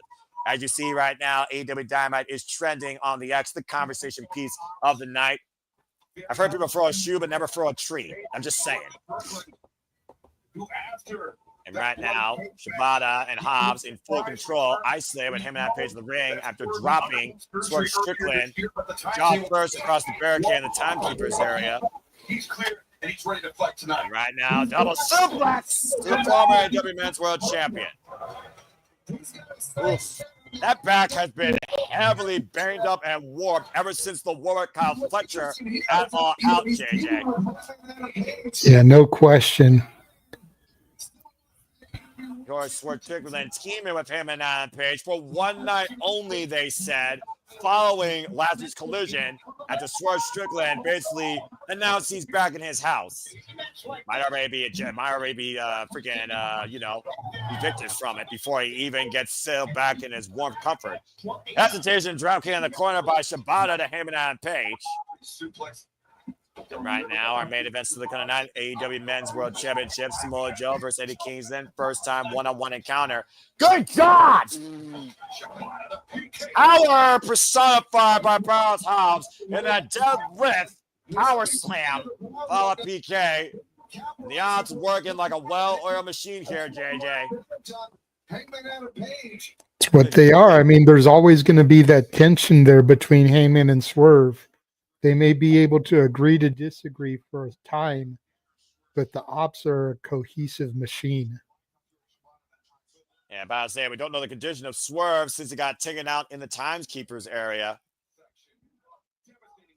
And Safet with a shout out to listening to the Spaces this past Monday and thought that it was good. Thank you again, always, for your support. Sandy, of course, keeping up with the conversation as well as you all can using hashtag AEW Dynamite as Prince Nana on the apron. What the hell are you thinking, man? That's not a smart move, Nana. About to say, though. Oh! Swerve comes in with a high boot. Rocket Hobbs would look like maybe he was going for his own buckshot lariat. And now Swerve, hey, man! Opposite stereo, tope suicidas. Now Hangman returning Hobbs in the ring and Swerve returning Shibata back in the ring. All four men back inside. Hangman sends Hobbs over to the outside. Get tornado tag, folks. Anyone can get a pinfall submission inside the ring. Referee Mike Posey, by the way, for this contest. Shibata with the follow-up. Swerve meeting him, though. Nice arm drag takeover. In the brainbuster, perhaps. Went for a good scouting by Shibata. Single leg boot to the wrestler by the former AEW Men's World Champion, who calls himself the most dangerous man in AEW. Jury is out whether he or Heyman's more dangerous. Both men, though, that's a lethal combination. And Swerve popping off that corner with the elbow strike, and I don't understand this. I don't understand y'all and your pop culture things. I don't understand that. I don't. I think, what did my friend King call that? Gritty? I don't know. Shout out to my friend King Age fan of ATW. And Swerve might be looking to make a house call. Whose house? And Hobbs says, not your house. Or not to my house. Right, Swerve out to Hobbs says your call cannot be completed as dialed. Hobbs. And Swerve on one side. Big cowboy boot. Buckshot counter by Shibata. Oh, the low blow. Now going for the Juju Katami cross arm breaker. Sidestep, though, by Swerve to Hobbs. And still ring steps. Heyman in a world of trouble, though. Swerve, though, now going up to the top rope. Uh-oh, Shibata may not be able to go the whole. It's a Swerve stop. Jeez, Shibata saw it coming, but was unable to let go of the wrist lock and took the full extent of that Swerve stomp. All four men down right now. Is at a reset here. Prince Nana and the AEW faithful willing on these four combatants in this this tornado tag match. Well, we're in Atlanta, Georgia. I mean, Atlanta, I don't know how many hours away it is from Texas, but no different conversation. Yeah, all four men staggering back up to their feet here. Powerhouse Hobbs and literally Katsuyori Shibata doing the work, courtesy of Samoa Joe, neutralizing two of the most dangerous targets towards the AEW Men's World Championship here. Swerve and Hangman, Hobbs and Shibata just throwing down. Sidestep. Oh, no! Hobbs just ran through Shibata. The elbow strikes connect by Hangman and Swerve. The Irish whip and Hangman. What the hell is this? Hangman. Far away throw and Swerve. 450! Wipes out Shibata. Swing and miss by Hobbs. Clubbing elbow to the back. Rolling through with the flatliner. Drives down Hobbs. Man. The guys tell the story of the rivalry of AEW the last 2 years. A Joker to their Batman. Those stairs say a whole lot, JJ. And Hobbs right now asking for both Swerve and Hangman. Both men slipping out, hooking Hobbs, and uh-oh. And Hobbs, throw it down for the table! I didn't even know that table was set up on the outside. Meanwhile, Hangman caught and loaded. Buckshot lariat! I don't think they're done as the saloon doors are welcoming in new company house call connects to Shibata. Swerve Strickland the cover and swerving him with the win. Wow, that's a statement.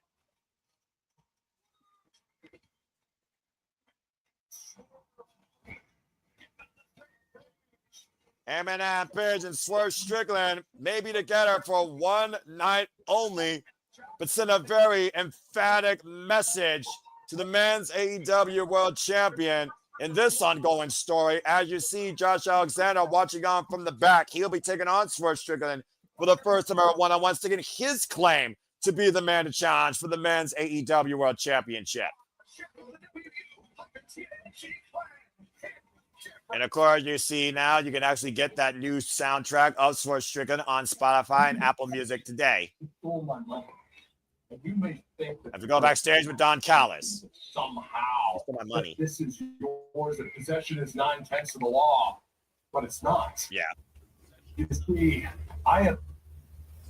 You see, I am prepared To drag you through the courts and put you in the poorhouse to get my money back. But I would much rather get my pound of flesh. I have got all the best athletes. I've got some cash tonight. I mean, again, he really does have all the best athletes, we're being perfectly honest. To JJ's point. Manchester. And in Manchester, let me get my pound of flesh and let's go 3-on-3. My man against you and a partner. Winner gets the $1 million. If your blow is set. Oh. Don Callis with $1 million challenge as the Continental Classic continues with this commercial break from television. Well, that's a statement and a very pricey one. I don't believe in gambling, but $1 million, even under freaking the foreign exchange rates, that's bonkers. Now, it does make me wonder, though, who could be the partner at Cesaro, and of course, talk about the Armors Don Callis family. Let's see. Josh Alexander taking on Swerve Strickland 1-1. He's out. Of course, Josh was the one that helped the Young Bucks win against Kenny Omega and Jurassic Express at Full Gear before the Young Bucks had a change of heart, whatever you want to call that. I do wonder who they could get as a partner. It seems too obvious to be that. I'm thinking. I mean, the Don Callis family, they're the enemy of the AEW roster. But we are going to Cardiff Wells across the pond, bruv. So, it does make me wonder. I'll figure more about it later. Anyway, let's go ahead and take a look at the comments here real quick while JJ might also be thinking about something else, whether it's Statlander versus Blank or whether it's the Don Callis family $1 million bankrupt that might happen here. There's an interesting to see Chua Shibata's fingers taped up. Curious as to why unless he makes a stronger grip. Barely saw him tape one, not two fingers, like most wrestlers have done. Well, for all we know, he might have a bad finger. At least he's not making an excuse. Well, anyway. Hi, JJ. What's on your mind, man? Nothing much. That's not a bad thing. We're just chilling here on Dynamite. He finally cooled off after, again, to bring people up to speed so far, we crowned our inaugural AEW Women's Tag Team Champions. It was the Babes of Wrath. Willow, Nightingale, and Harley Cameron beat Timeless, Toni Storm, and Mina, Shirakawa. We also saw in Continental Classic action, Jungle Jack Perry take on Ray. Just leave that there for a moment. Just leave that there. Yes! Yes! Yes! Yes! I'm very happy. Yes! Congratulations. That's women's professional wrestling, damn it. That's women's tag team wrestling. Good start. Don't fuck it up. Don't invent the wheel 7 times and expect it to be better. Anyway, no, it's not a different conversation. As you all heard on last week's shenanigans, that was quite a prime topic of conversation. So please, if you haven't already, go back and rewatch that with me and a gaggle of fools as I had to moderate the madness once again. I don't know why it's becoming more of a regular thing for me. This is becoming a bit more ridiculous. That's not my shtick. Between work and the occasional times when I spoil myself. Which you should. Shit happens, bro. I'm messing with you. I know that. Lord knows I'm the hardest working man not named Walter Cruz or J.J. Williams in this freaking gaggle of fools, put it politely. Anyway, And if you really want to make Noah regret life's decisions. Oh, bloody hell. Why you do this? Why you do this? People are spending too much money on the next Nintendo Switch or spending the most luxurious toys for their children to go into Walmart or Target the next day in the return line. They don't have the money for that. They got to worry about spending $20 on a freaking Christmas ham. They don't got money for that. Come on now. Stop it. Seriously. Stop it. You know, Noah. Why Small Stoke is talking absolutely nonsense. Continue. This is the fourth one we've done of these. You know, the more you fight it, the more they turn out in droves. Nah, it's just Dominguez says, and eventually their wallet has to run dry. Dominguez says, you spend your money on John Cena's last match. Stay in your lane. Focus on your education, Arlene. Emmanuel, you're about to get chocolates up the ass after your freaking tomfoolery, all right? You ain't doing nothing. Stop that! What the hell? So it sounds like Small Stoke just decided that FTR will defend the AEW World Tag Team Championships against the Bang Bang Gang. But you will be able to declare that you're going to be at the back of the line and the back of the You're going to declare back of the line. That division. Why does Stoke look like he's homeless? Top guy's out. Well, apparently, I guess we got our follow-up match. Meanwhile, round one, player one, fight! Time for Did he say when it's going to be? Was that going to be Saturday in Cardiff, or is it going to be at Holiday Bash? I'm pretty sure, because that's the only date they're literally doing across the pond. I think this Saturday, we just got our main event for the AEW Tag Team Championships. I think it is going to be graphic yet to be showing up. FTR versus Bang Bang Gang, Austin Gunn and Juice Robinson for the AEW Tag Team Championships. In the meantime, it is time for our semi-main in the Continental Classic Gold League action for the night, with the Protostar Kyle Fletcher looking to send only the block of the entire field against Speedball Mike Bailey for the first time ever. And of course, with winning the Continental Classic comes with the Continental Championship, currently held by Rainmaker Kazuchika Okada, the man that the Protostar beat in his first match in this year's tournament. Yeah, because Holiday Bash is in Manchester. Oh, so maybe both shows are going to be across the pond. Okay, and that is a 3-hour Dynamite. It's a Dynamite Collision special. That might make more sense as we go to Renee Paquette to hype up this big fight. I love this sports-centric feel.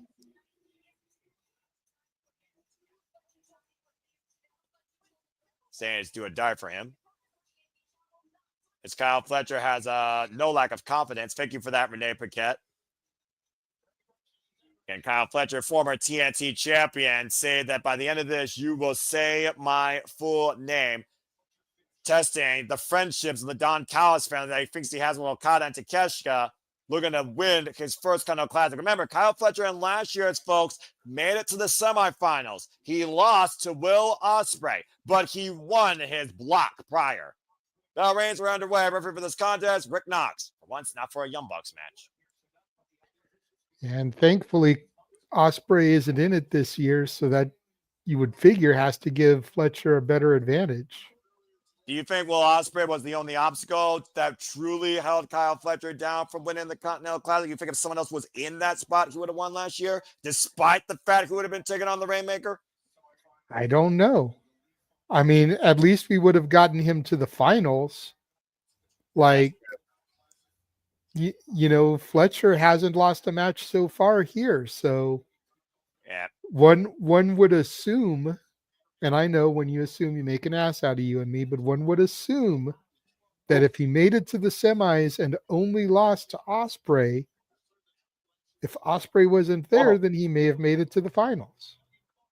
And Speedball Mike Bailey is also in the same block as his Jet Speed partner, Kevin Knight, and Speedball currently has 0 points. Again, folks, the rules are a 20-minute time limit, 3 points for a win, 1 point for a draw, 0 for a loss. Everyone's banned from ringside. If anyone gets involved, they are fired from AEW. There you see the standings on the bottom of your screen, by the way, for the Gold League. Kyle Fletcher right now is tied with Kazuchika Okada at 6, but winning this would put him at the top of the block and the top of the field. while Kevin Knight's at 3, and Speedball Mike Bailey is at 0 with Jungle Jet Perry, while the Bastard is also at 3 points. Speedball could play spoiler here on Kyle Fletcher's run right now. And honestly, this might be a no-lose situation for Speedball. Nice takeover, but the shoulder's not down. Great position by Rick Knox. There's a cover for a 1 count. Reverses with a crucifix. Gets a 1 count there as both manage our position. And of course, the Blue League, Kenosuke Takeshita is at the top at 6 cover. 2, and tied with Claire at 6, Mascara Dorada, John Moxley, Orange Cassidy at 3, Roderick Strong at 0 as Kyle Fletcher looks to reset. Kyle Fletcher so far seems very composed, cool under pressure here, as he should be. Killing the momentum of Speedball Mike Bailey as well. It's a smart strategy because as soon as your opponent has the freaking driver pole position, you want to make sure you find a way to overtake that or diffuse it.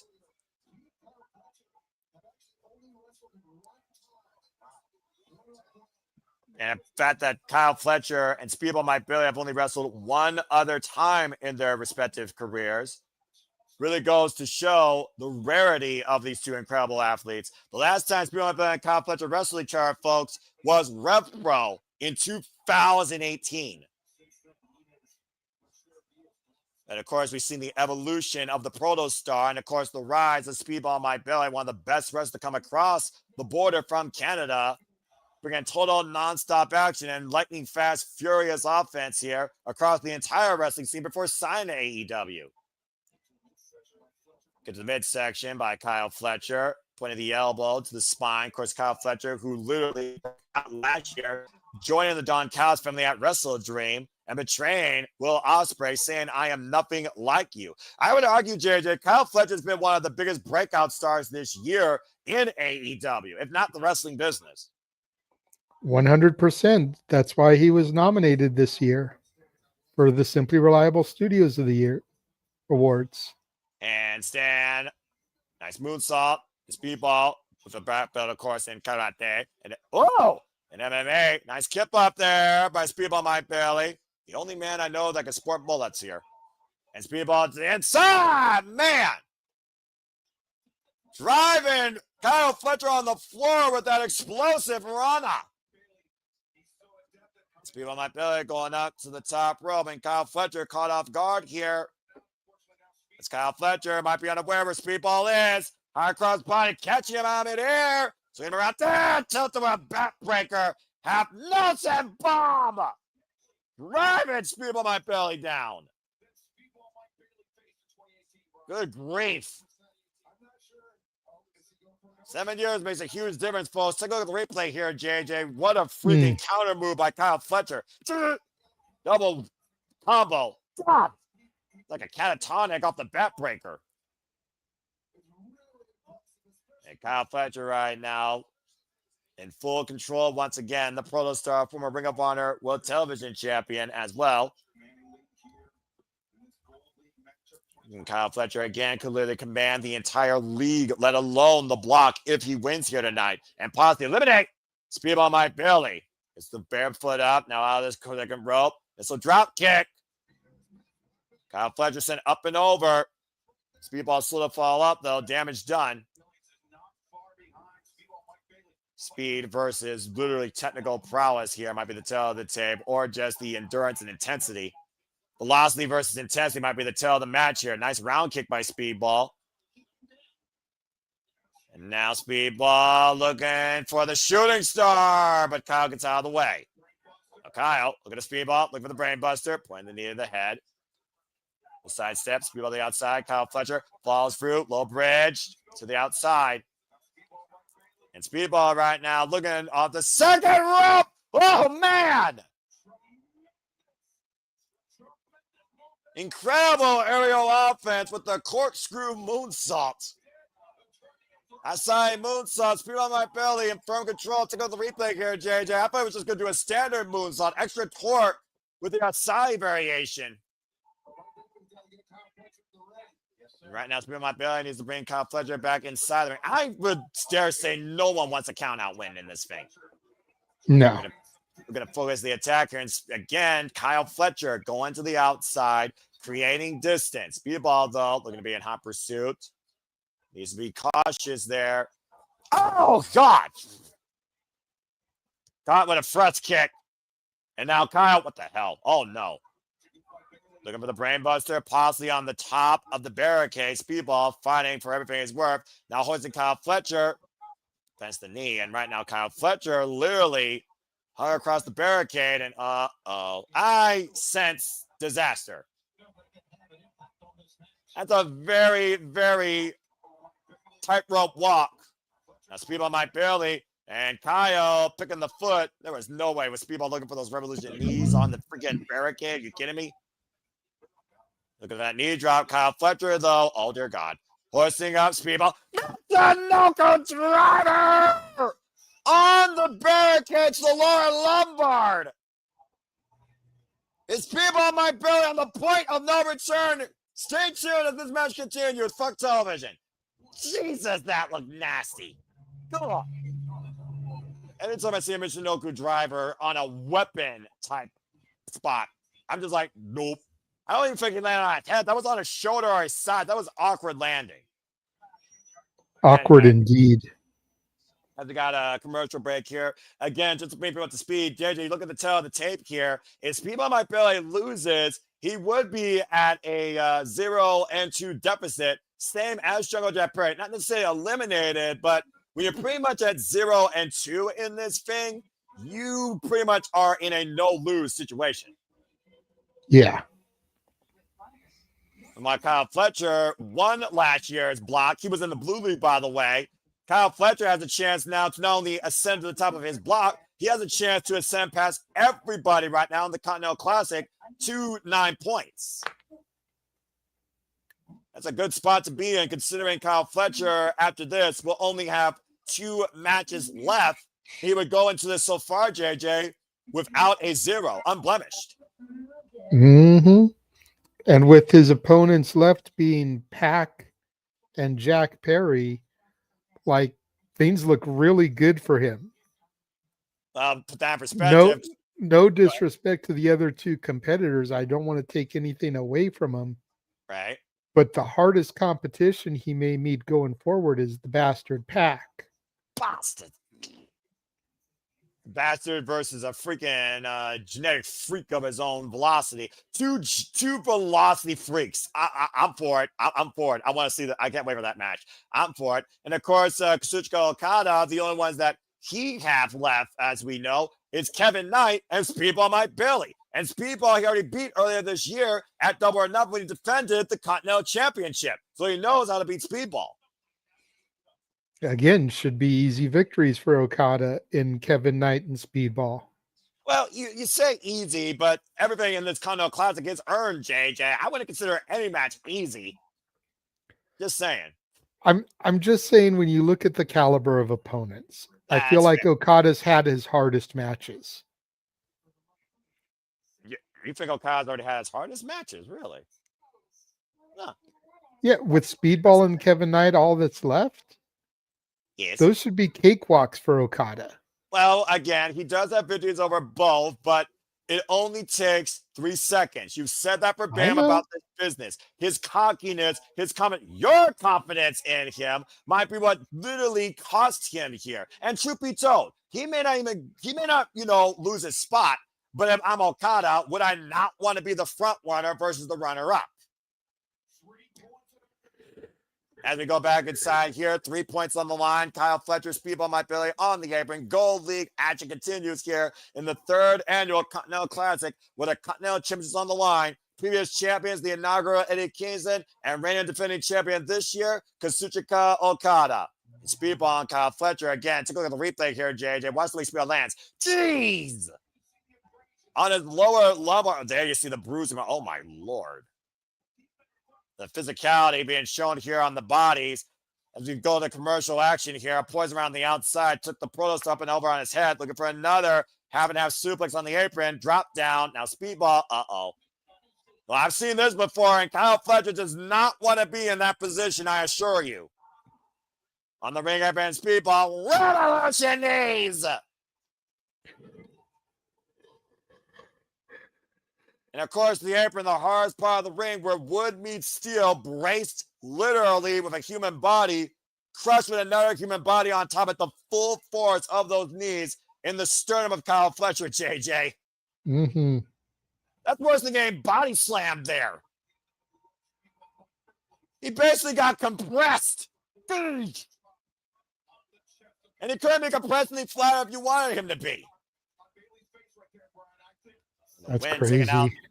The wind taken out of the Proto Star. And again, the velocity of Speed on my belly with that Revolution knee drop there. But again, damage done to the lower back. You see Speedball favoring the small of his spine. Oh! Barefoot in the corner. For those that don't know, Speed on my belly wrestles barefooted. Plunging him with that boot. Now looking for the Flamingo driver. Of course, that led him to win the X-Division Championship against Trey Miguel in a successful defense at Against All Odds literally a couple of years ago. And now going up to the top rope. Kyle Fletcher and Speedball. And taking over at the Frankensteiner. And now Speedball might be looking with Fletcher down in the drop zone. Plow sleeve for his ace in the hole as he wears Velatro gear. Squaring up Speedball for the shooting. Oh, man. Caught knees to the forehead. Excuse me. Boots to the feet to the forehead. And now Fletcher laundry Speedball in the corner. Fletcher won't stay off the attack. Liger bomb. Counter. 2. No. Damn it. Yeah, how's that for your easy victory? And right now, again, unable to pick up Speedball. That might have just been a burst of adrenaline there, JJ. I'm about to say, Kyle Fletcher has to recover from what Speedball did him earlier on the apron. Again, look at this Liger bomb, or as you all might know it as, last ride. Hiked him up, sit out, lays over the shoulders, Speedball kicked out. The fans coming unglued right now for this match. And resiliency of Speedball might barely, but the animosity and the furious nature of Kyle Fletcher might be Speedball's downfall, just driving his boots in the side of the head and throat. Good Lord. How frustrated is Kyle Fletcher that Speedball was not put away by that? Probably very frustrated. Again, JJ. Looks like we're getting the semifinals and the finals at World's End. Just like last year, again, the top of the Gold League will face the runner-up of the Blue League. The top of the Blue League will face the runner-up of the Gold League. The winner of those two matches will be our finals the same night to crown this year's winner and Continental Champion. And now Kyle Fletcher and Speed on my belly and a test of spirits with these knife-edge chops welcoming in this offense and punishment. Intestinal fortitude right now is being determined. Or for my Mortal Kombat fans, test your might. Oh, Jesus! Saw the sweat fly off Kyle Fletcher's chest. And Speedball presenting himself to Kyle Fletcher. Oh, boy. Went for the kick. Oh, Speedball miscounted it. Matrix. Single boot. Don't blink, JJ. Half and half. And now Kyle Fletcher, the follow-up. Speedball. Oh, God! Standing smash flag cover. 2. No! Oh, damn. Speedball fought again before the PK. Kyle Fletcher. Whoop. Dodge the moonsault. Sweep the leg. Denied. Kyle Fletcher hooking up Speedball. Speedball lands on his feet. Doesn't leave the clothesline. Now Speedball. Crucifix. No counter. Deep roll up. Kyle rolls through though. Hooking Speedball. Goozling him. And what the hell? Eye to eye. Pop up. Went for the run up. The strength of Kyle Fletcher. Oh! Reverse Rana! Reverse Rana! Hook up. Single leg. And a 2 count again. Oh, PK. And Speedball. Another Revolution knee drop. I love Speedball Mike Billy matches. Oh! Head kick to the side of the head. Is there enough to get the first 3? Kick out 2.5. Nope. Fletcher's resilience on display now. Neither of these men want to get anything less than a win. Right now, Speedball scouting Kyle Fletcher, possibly for a time adventure, and connects. 6 in the cover to Spingo. Fletcher remains still undefeated Continental Classic for the time being. The thing is, though, Speedball My Belly was covering the right side. He had no body weight on the left shoulder, and that's what Kyle Fletcher used to kick out of that cover. Body disposition, JJ. Might have cost Speedball there. And now Speedball scouting Kyle for the second kick. And runs into a super kick. Or rose to a super kick. Jeez. And now Kyle, runs into a super kick by Speedball. Roundhouse kick connects again. Rocks the Pro Star of the corner. Tornado kick follow-up connects to Kyle Fletcher. And now Speedball up to the second rope. Scouting Kyle for ultimate weapon. Belly with the cover. 2. No. You have to be fucking kidding me. What a freaking... I knew it was going to be the most competitive match of the night. The will to survive. To preserve your undefeated streak you lost last year. And the fans are on their feet, and rightfully so. This is professional wrestling, damn it. Take a look at this, JJ. Watch the landing. He crushed Kyle with that. Hook of the far leg, back press, and somehow Kyle got the shoulder up. And right now, Speedball My Belly scouting Kyle on the floor, possibly looking for another Revolution knee drop. Oh, no. And crashes on the mat. Now Kyle, apron power bomb. Against the apron, the hardest part of the ring. Now Kyle Fletcher again in hot pursuit. Running in with a flying kick. And it might be in here with a Brave Buster. Cover 2 and cut now. What?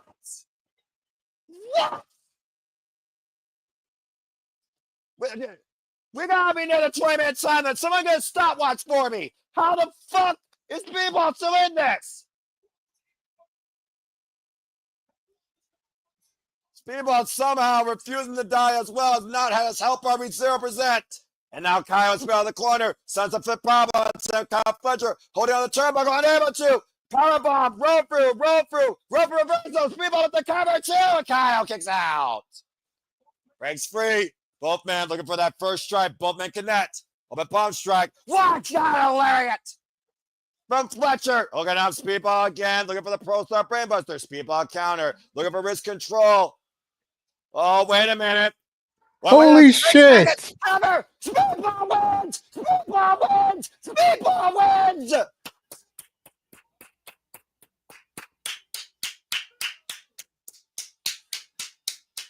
Holy shit. Speedball got him. Unbelievable. A straight jacket. Counter roll up.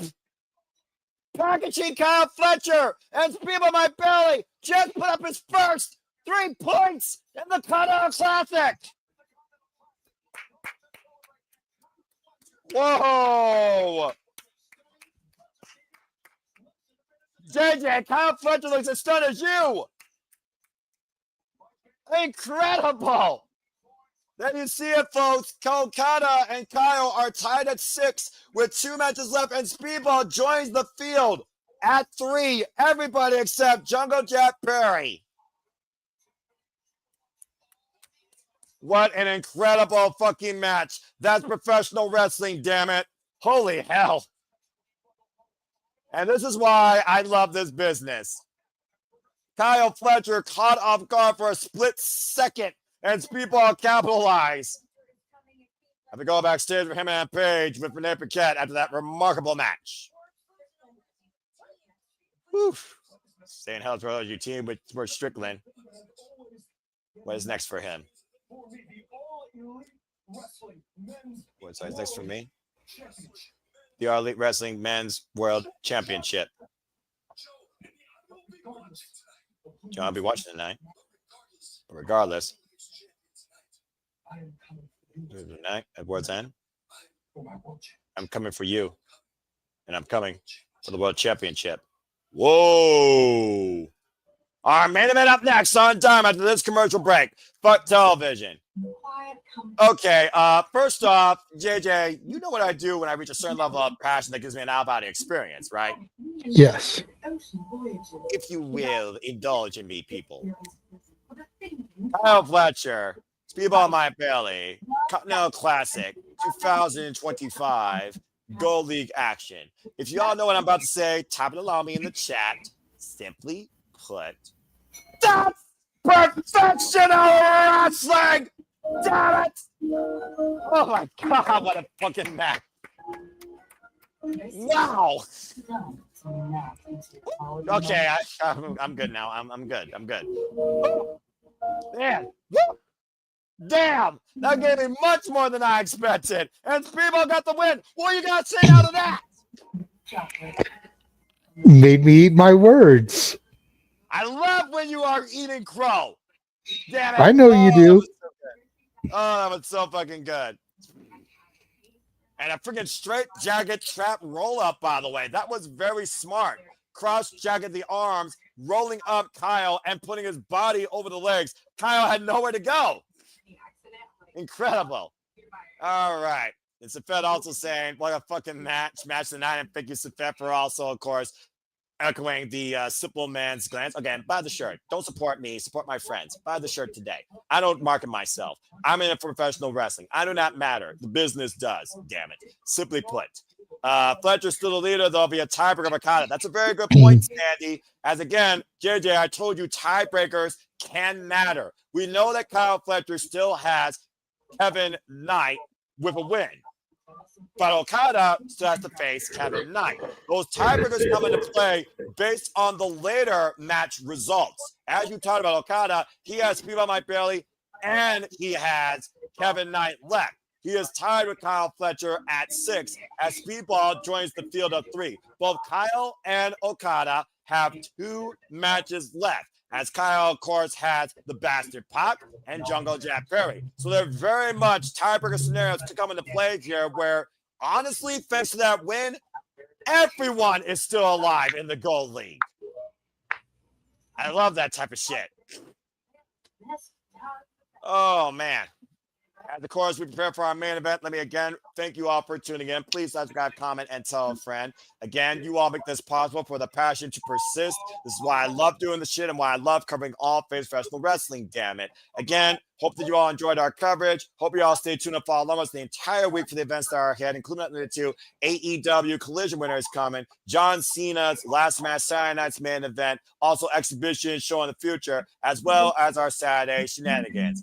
As we get ready now, oh, wait a minute, go backstage with Young Bucks, who are now a little bit richer. They answer to Don Callis' $1 million challenge, and you might get your official card for this Saturday's AEW Collision winner is coming. A tag team partner. Is it? Huh?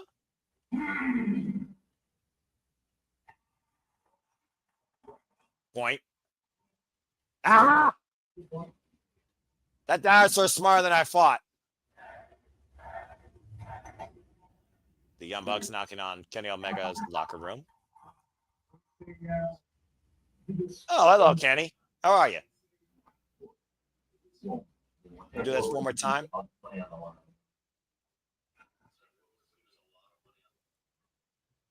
You're right. That's a lot of money. I mean, Kenny Omega, you can do a lot with that money. I'm just saying. I don't want money. But Don Callis and his family. I want money. No. But Don Callis and his family. Next week, simple as that. The Elite. Hey, simple as that. I love it. So, tune in. Be there. I mean, hey, if Kenny Omega can bankrupt Don Callis, that's a Christmas gift for him. Goodbye. Oh. All right. Mwah. And good night. Bang. But it sounds like the Elite, Kenny Omega, and the Young Bucks are back together for one night only. Will there be peace once they're done? Looks like we got our next match for AEW Collision winner is coming as we get ready now for our main event tonight. Justin Roberts, take it away. It's main event time on Dynamite. And they did say that'll be in Manchester, so that'll be Holiday Bash. All right, well, thank you for that. But we know tonight we're in Atlanta, Georgia, JJ, and this is our main event. We just saw a fight of intensity and velocity. Now we're about to see some real men taking it for the AEW Men's World Championship. Or at least one man is real, the other one in question by the challenger. Here comes Eddie Kingston, inaugural AEW Continental Classic champion. Since coming back from injury 18 months later, currently 4-0 in singles action, including a singles win over Katsuyori Shibata. The AEW World Championship for him is about leading the young generation down the right path. Do the right thing. Do the way things are supposed to be because he cares about AEW that damn much. He hated that he had to say it, but he's guilty of it, and he admitted it. Imagine Eddie Kingston winning that strap tonight. What the world would that mean to that man? But that's a big if, considering who's on the opposite side of that marquee, JJ. Yep.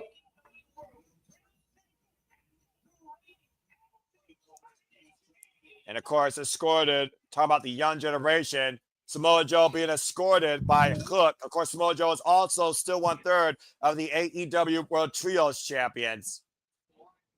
Now, a two-time AEW World Champion, as we heard him and Page, has called out the champion for a rematch at World's End, whether or not Samoa Joe or Eddie Kingston. And of course, you could talk all night about Samoa Joe when it comes to how real this man's been in the business, JJ. And no question, going back to the early 2000s in Southern California. California. Of course, Orange County, California.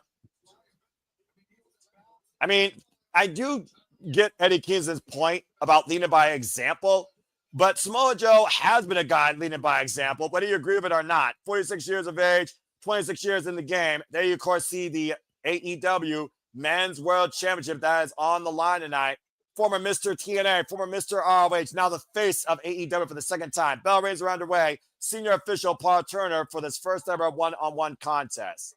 Eddie Kingston talking about Samoa Joe's incredible run as Ring of Honor World Champion that encouraged him to go into this business. Looked at him as a role model, JJ. You mentioned Mr. TNA, Mr. ROH, but you forgot Mr. Standing Ringside in a yellow poncho. Well, we don't talk about that for reasons, but also he was Mr. NXT for a duration too. My NXT! But we got two in-ring veterans regardless how you cut the slab across this.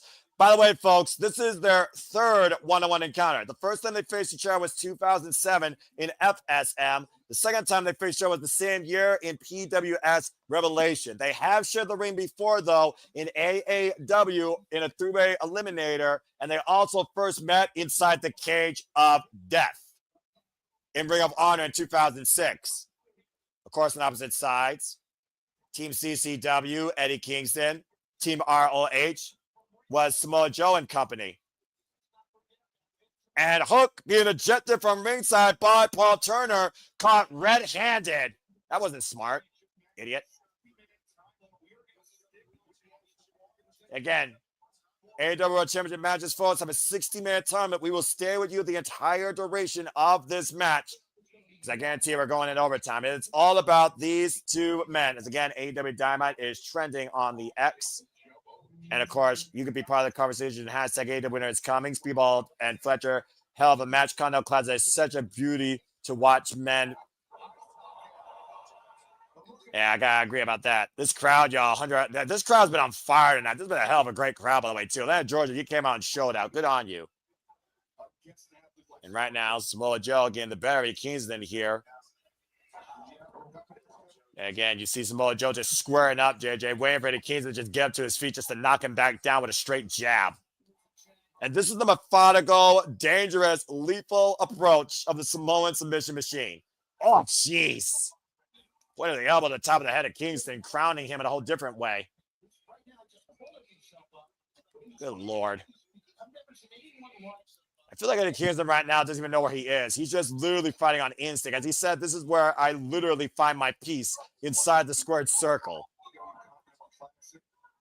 And Kingston right now, who tried to just get the better of Samoa Joe with a stiff shot, and Joe with a stiff knee in the midsection. As Joe's just literally exercising his will against his challenger. But we also see that Kingston rise when we think he couldn't, especially here in AEW. Oh, nice bulldog, Samoa Joe. This main event match, Eddie Kingston is looking to win the big one for the first time ever. We'll continue. Wrestling Quiet, picture, a full commercial break. Fuck television. Eddie Kingston, by the way, folks, is 43 years of age, been involved 23 years in the game. And ironically enough, he was also assistantly trained by Kevin Knight. Of course, Samoa Joe, his accolades are as old as time itself outside the poncho that JJ wanted to bring up. Former Ring of Honor World Champion for 645 days. And of course, we are Pure Champion for 112 days. The man that redefined what the X Division was. Talking about how it's a division of no limits, of course. Former 5-time X Division champion, JJ. Yep. One of the best trilogies in wrestling during that 600-plus ROH reign. And, of course, former GHC Tag Team Champion alongside Magnus. You all know him, of course, better as who you now hear on commentary, of course, Nigel McGuinness. Former Ring of Honor Television Champion, the longest reigning Ring of Honor Television Champion in this company's history at 574 days. Former Ring of Honor Pure Champion as well. And as I talked about earlier, now current 2 WWE Men's World Champion, where, again, the first time he won, ironically enough, was at World's End. Imagine this year being his end at World's End if it's the Hangman or somebody else. Just saying. For those that follow AEW history like me. Mm-hmm. That I'm better than you, and you know it. Anyway, that being said, because my name, I'm not doing that shtick. I'm not that. Anyway, although my name does have the same amount of syllables to a degree as our favorite scumbag, but that's a whole different conversation. Again, folks, as we talked about earlier, JJ did point out this weekend is AEW Winter is Coming Collision. We know we got Julia Hart and Sky Blue Sister Sin taking on Jamie Hayter and Chris Statlander, and Mark Briscoe defending TNT tournament against Derek Garcia, as well as Samoa Joe versus Swerve Strickland. As we had Holiday Bash, and $1 Million Trios match will be on the line, as of course we have the Elite for one night only, the Young Bucks and Kenny Omega, thanks to Luchasaurus pointing out the right person. Taking on Don Kyle's fan for $1 million. As well as it sounds like FTR defending the Tag Team Championships against the Bang Bang Gang. Of course, Rock Hodgers, Robinson Austin Gunn, who previously beat them before they got the titles. In fact, they were FTR's last loss. So a lot of things coming ahead here as Winter is Coming continues while the holiday season continues to draw closer and closer and the true winter season approaches even more. And of course, we'll get more Blue League action in the Continental Classic. As you see the Blue League right now, Kanoza Takeshita and Clio tied at 6, Moxley at 3, Mascara and Cassidy at 3, Roderick Strong 0. But we just saw tonight a hell of a WTF when Speedball Mike Bailey beat Kyle Fletcher. And welcome back here again. The winner is coming. Capacity crowd on hand for the AEW World Championship main event here tonight at AEW Dynamite. Been enough about a freaking slugfest. And what do you expect from a man that's been a brawler his whole career? Oh, an elbow literally the heart of Kingston. Notice the heavy bandaged right arm, by the way. The left arm, though, by the way, JJ. The heavy bandaged elbow from the wars with Heyman and Page. I think Kingston just jacked Samoa Joe's jaw there with that uppercut. Of course, Champion's advantage. Tiger only his hands. We have pinfall or submission inside the ring. Again, Kyle Fletcher lost to people Mike Bailey. We saw Kazuchika Okada beat Jungle Jack Perry. And we saw the Bears of Rap beat the Thomas Love Bombs to become the inaugural AEW Women's Tag Team Champions. And now we have our main event here with Samoa Joe and Eddie Kingston for the AEW Men's World Championship. And a hell of a night once again on Wednesday night.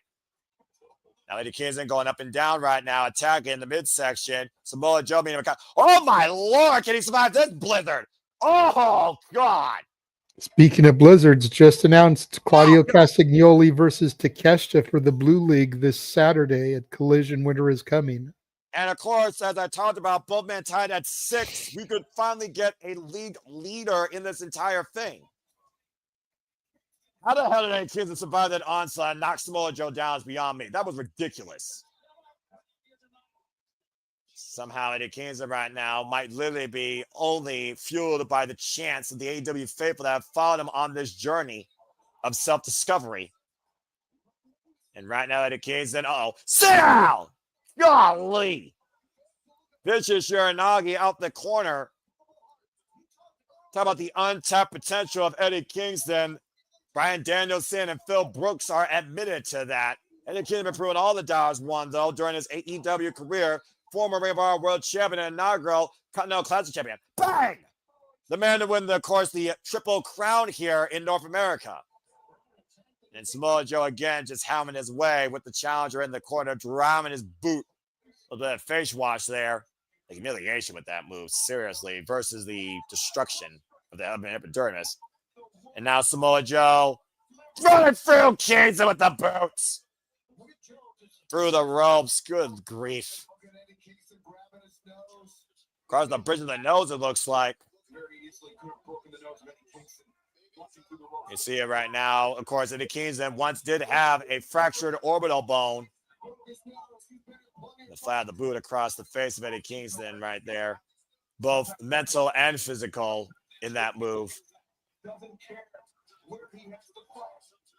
Samoa Joe and Eddie Kingston again, slow to stir, and Samoa Joe again, slow to fall. Eddie Kingston right now just trying to hit anything that moves, and Joe just teeing off, picking his spots here.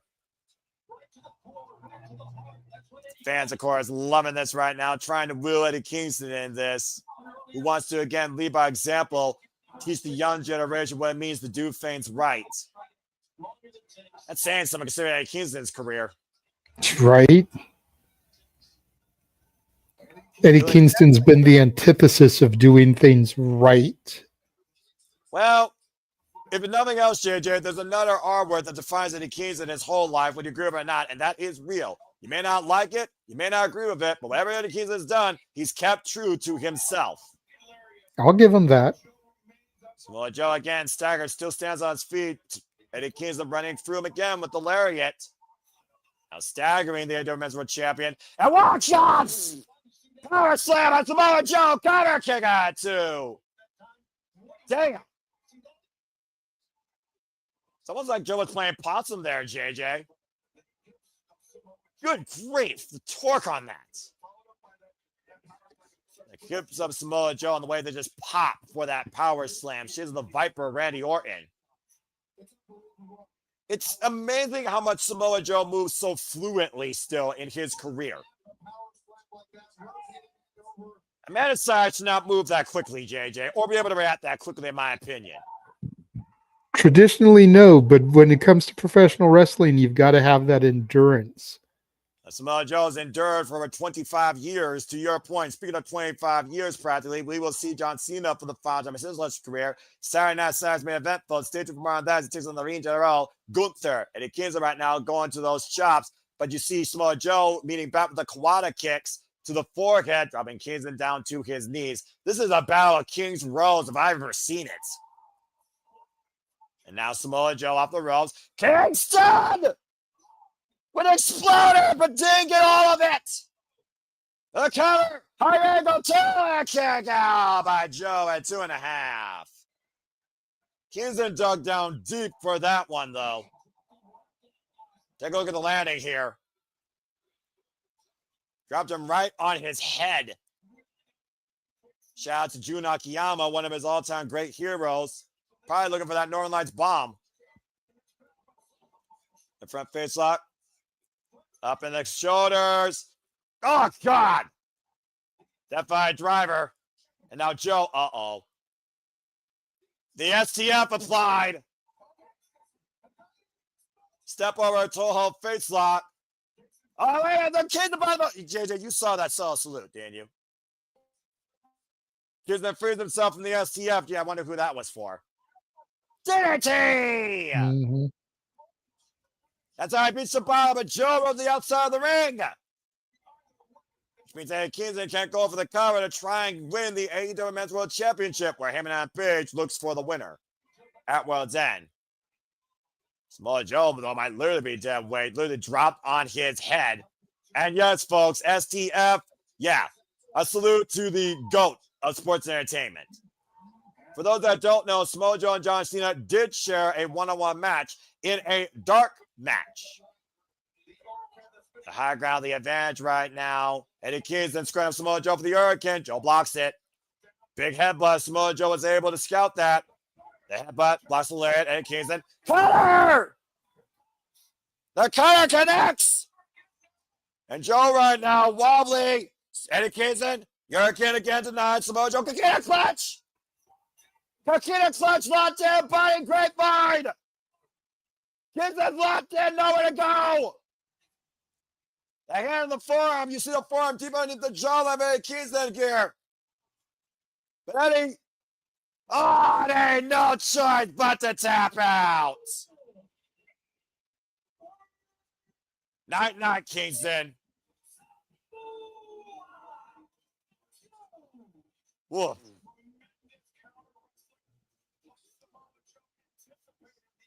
Tremendous outing by Eddie Kingston. Great heart, but Samoa Joe proves why he is the realest lethal player in this business. Still AEW Men's World Champion, incapacitated Kingston. I think Eddie Kingston got the real Samoa Joe, JJ. Just saying. Yeah, I think he did. I don't think he regrets it, but again, Eddie Kingston, unfortunately, denied the AEW Men's World Championship. And there we go. It is official. The Elite versus the Don Callis family next week at Holiday Bash.